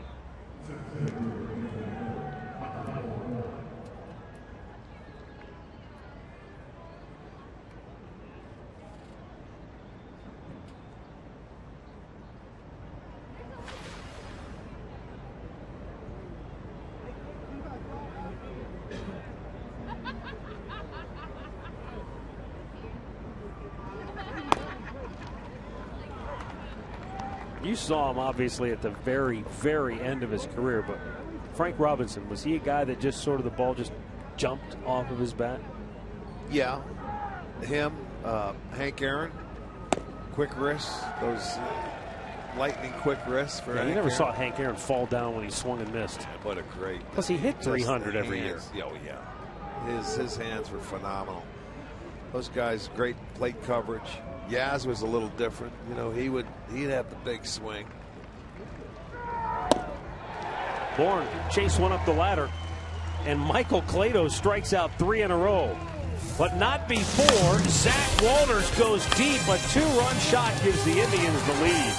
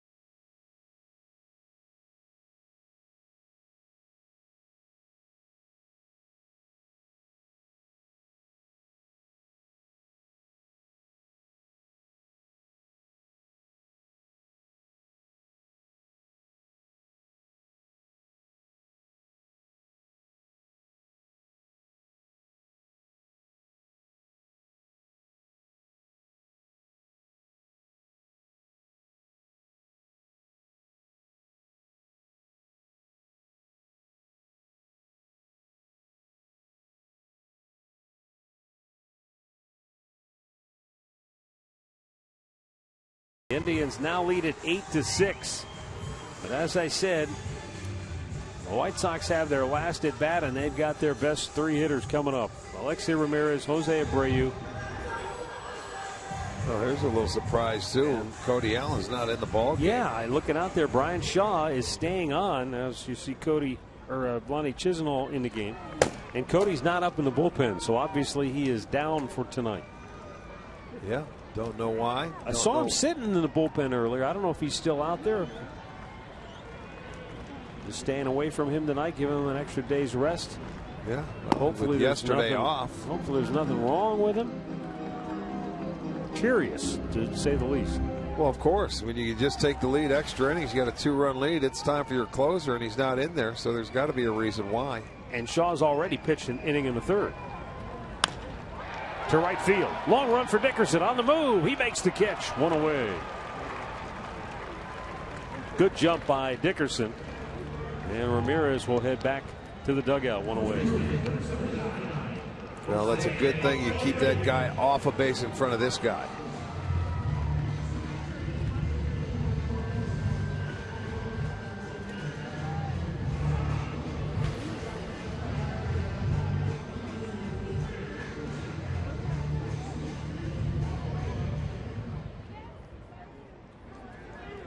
Jose Abreu doubled and scored in the 1st, walked in the 4th, grounded out in the 5th, and was intentionally walked in the 7th, and that turned out to be a good idea because the next man, Garcia, grounded out to end the inning.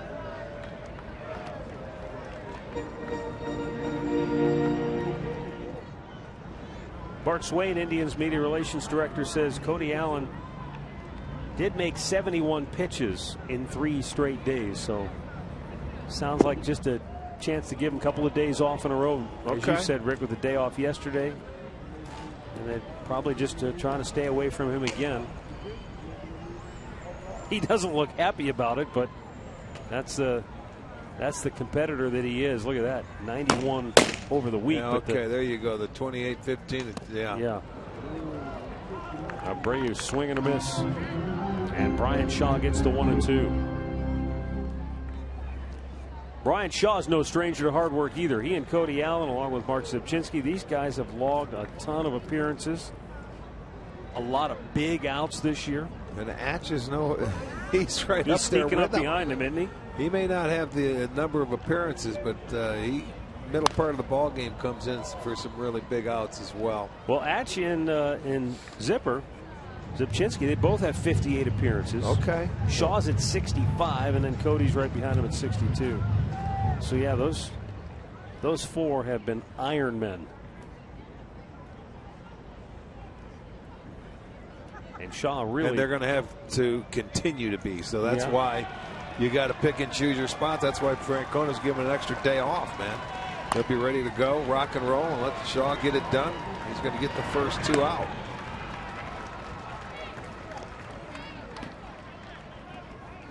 And with two down, Avisail Garcia will be the batter. And again, I know you can't etch it in stone, but maybe in the back of Terry Francona's mind is with Corey Kluber going tomorrow, maybe I won't need a lot of the bullpen. And so I can give a lot of these guys a day tomorrow. I didn't even think about that, to be honest with you, but that's not a bad point. Yeah, you got 4 2/3 from your starter house tonight.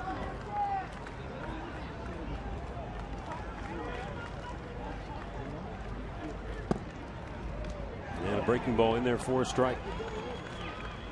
He's been like as solid as you can be, almost a solid 7 every time he goes out there.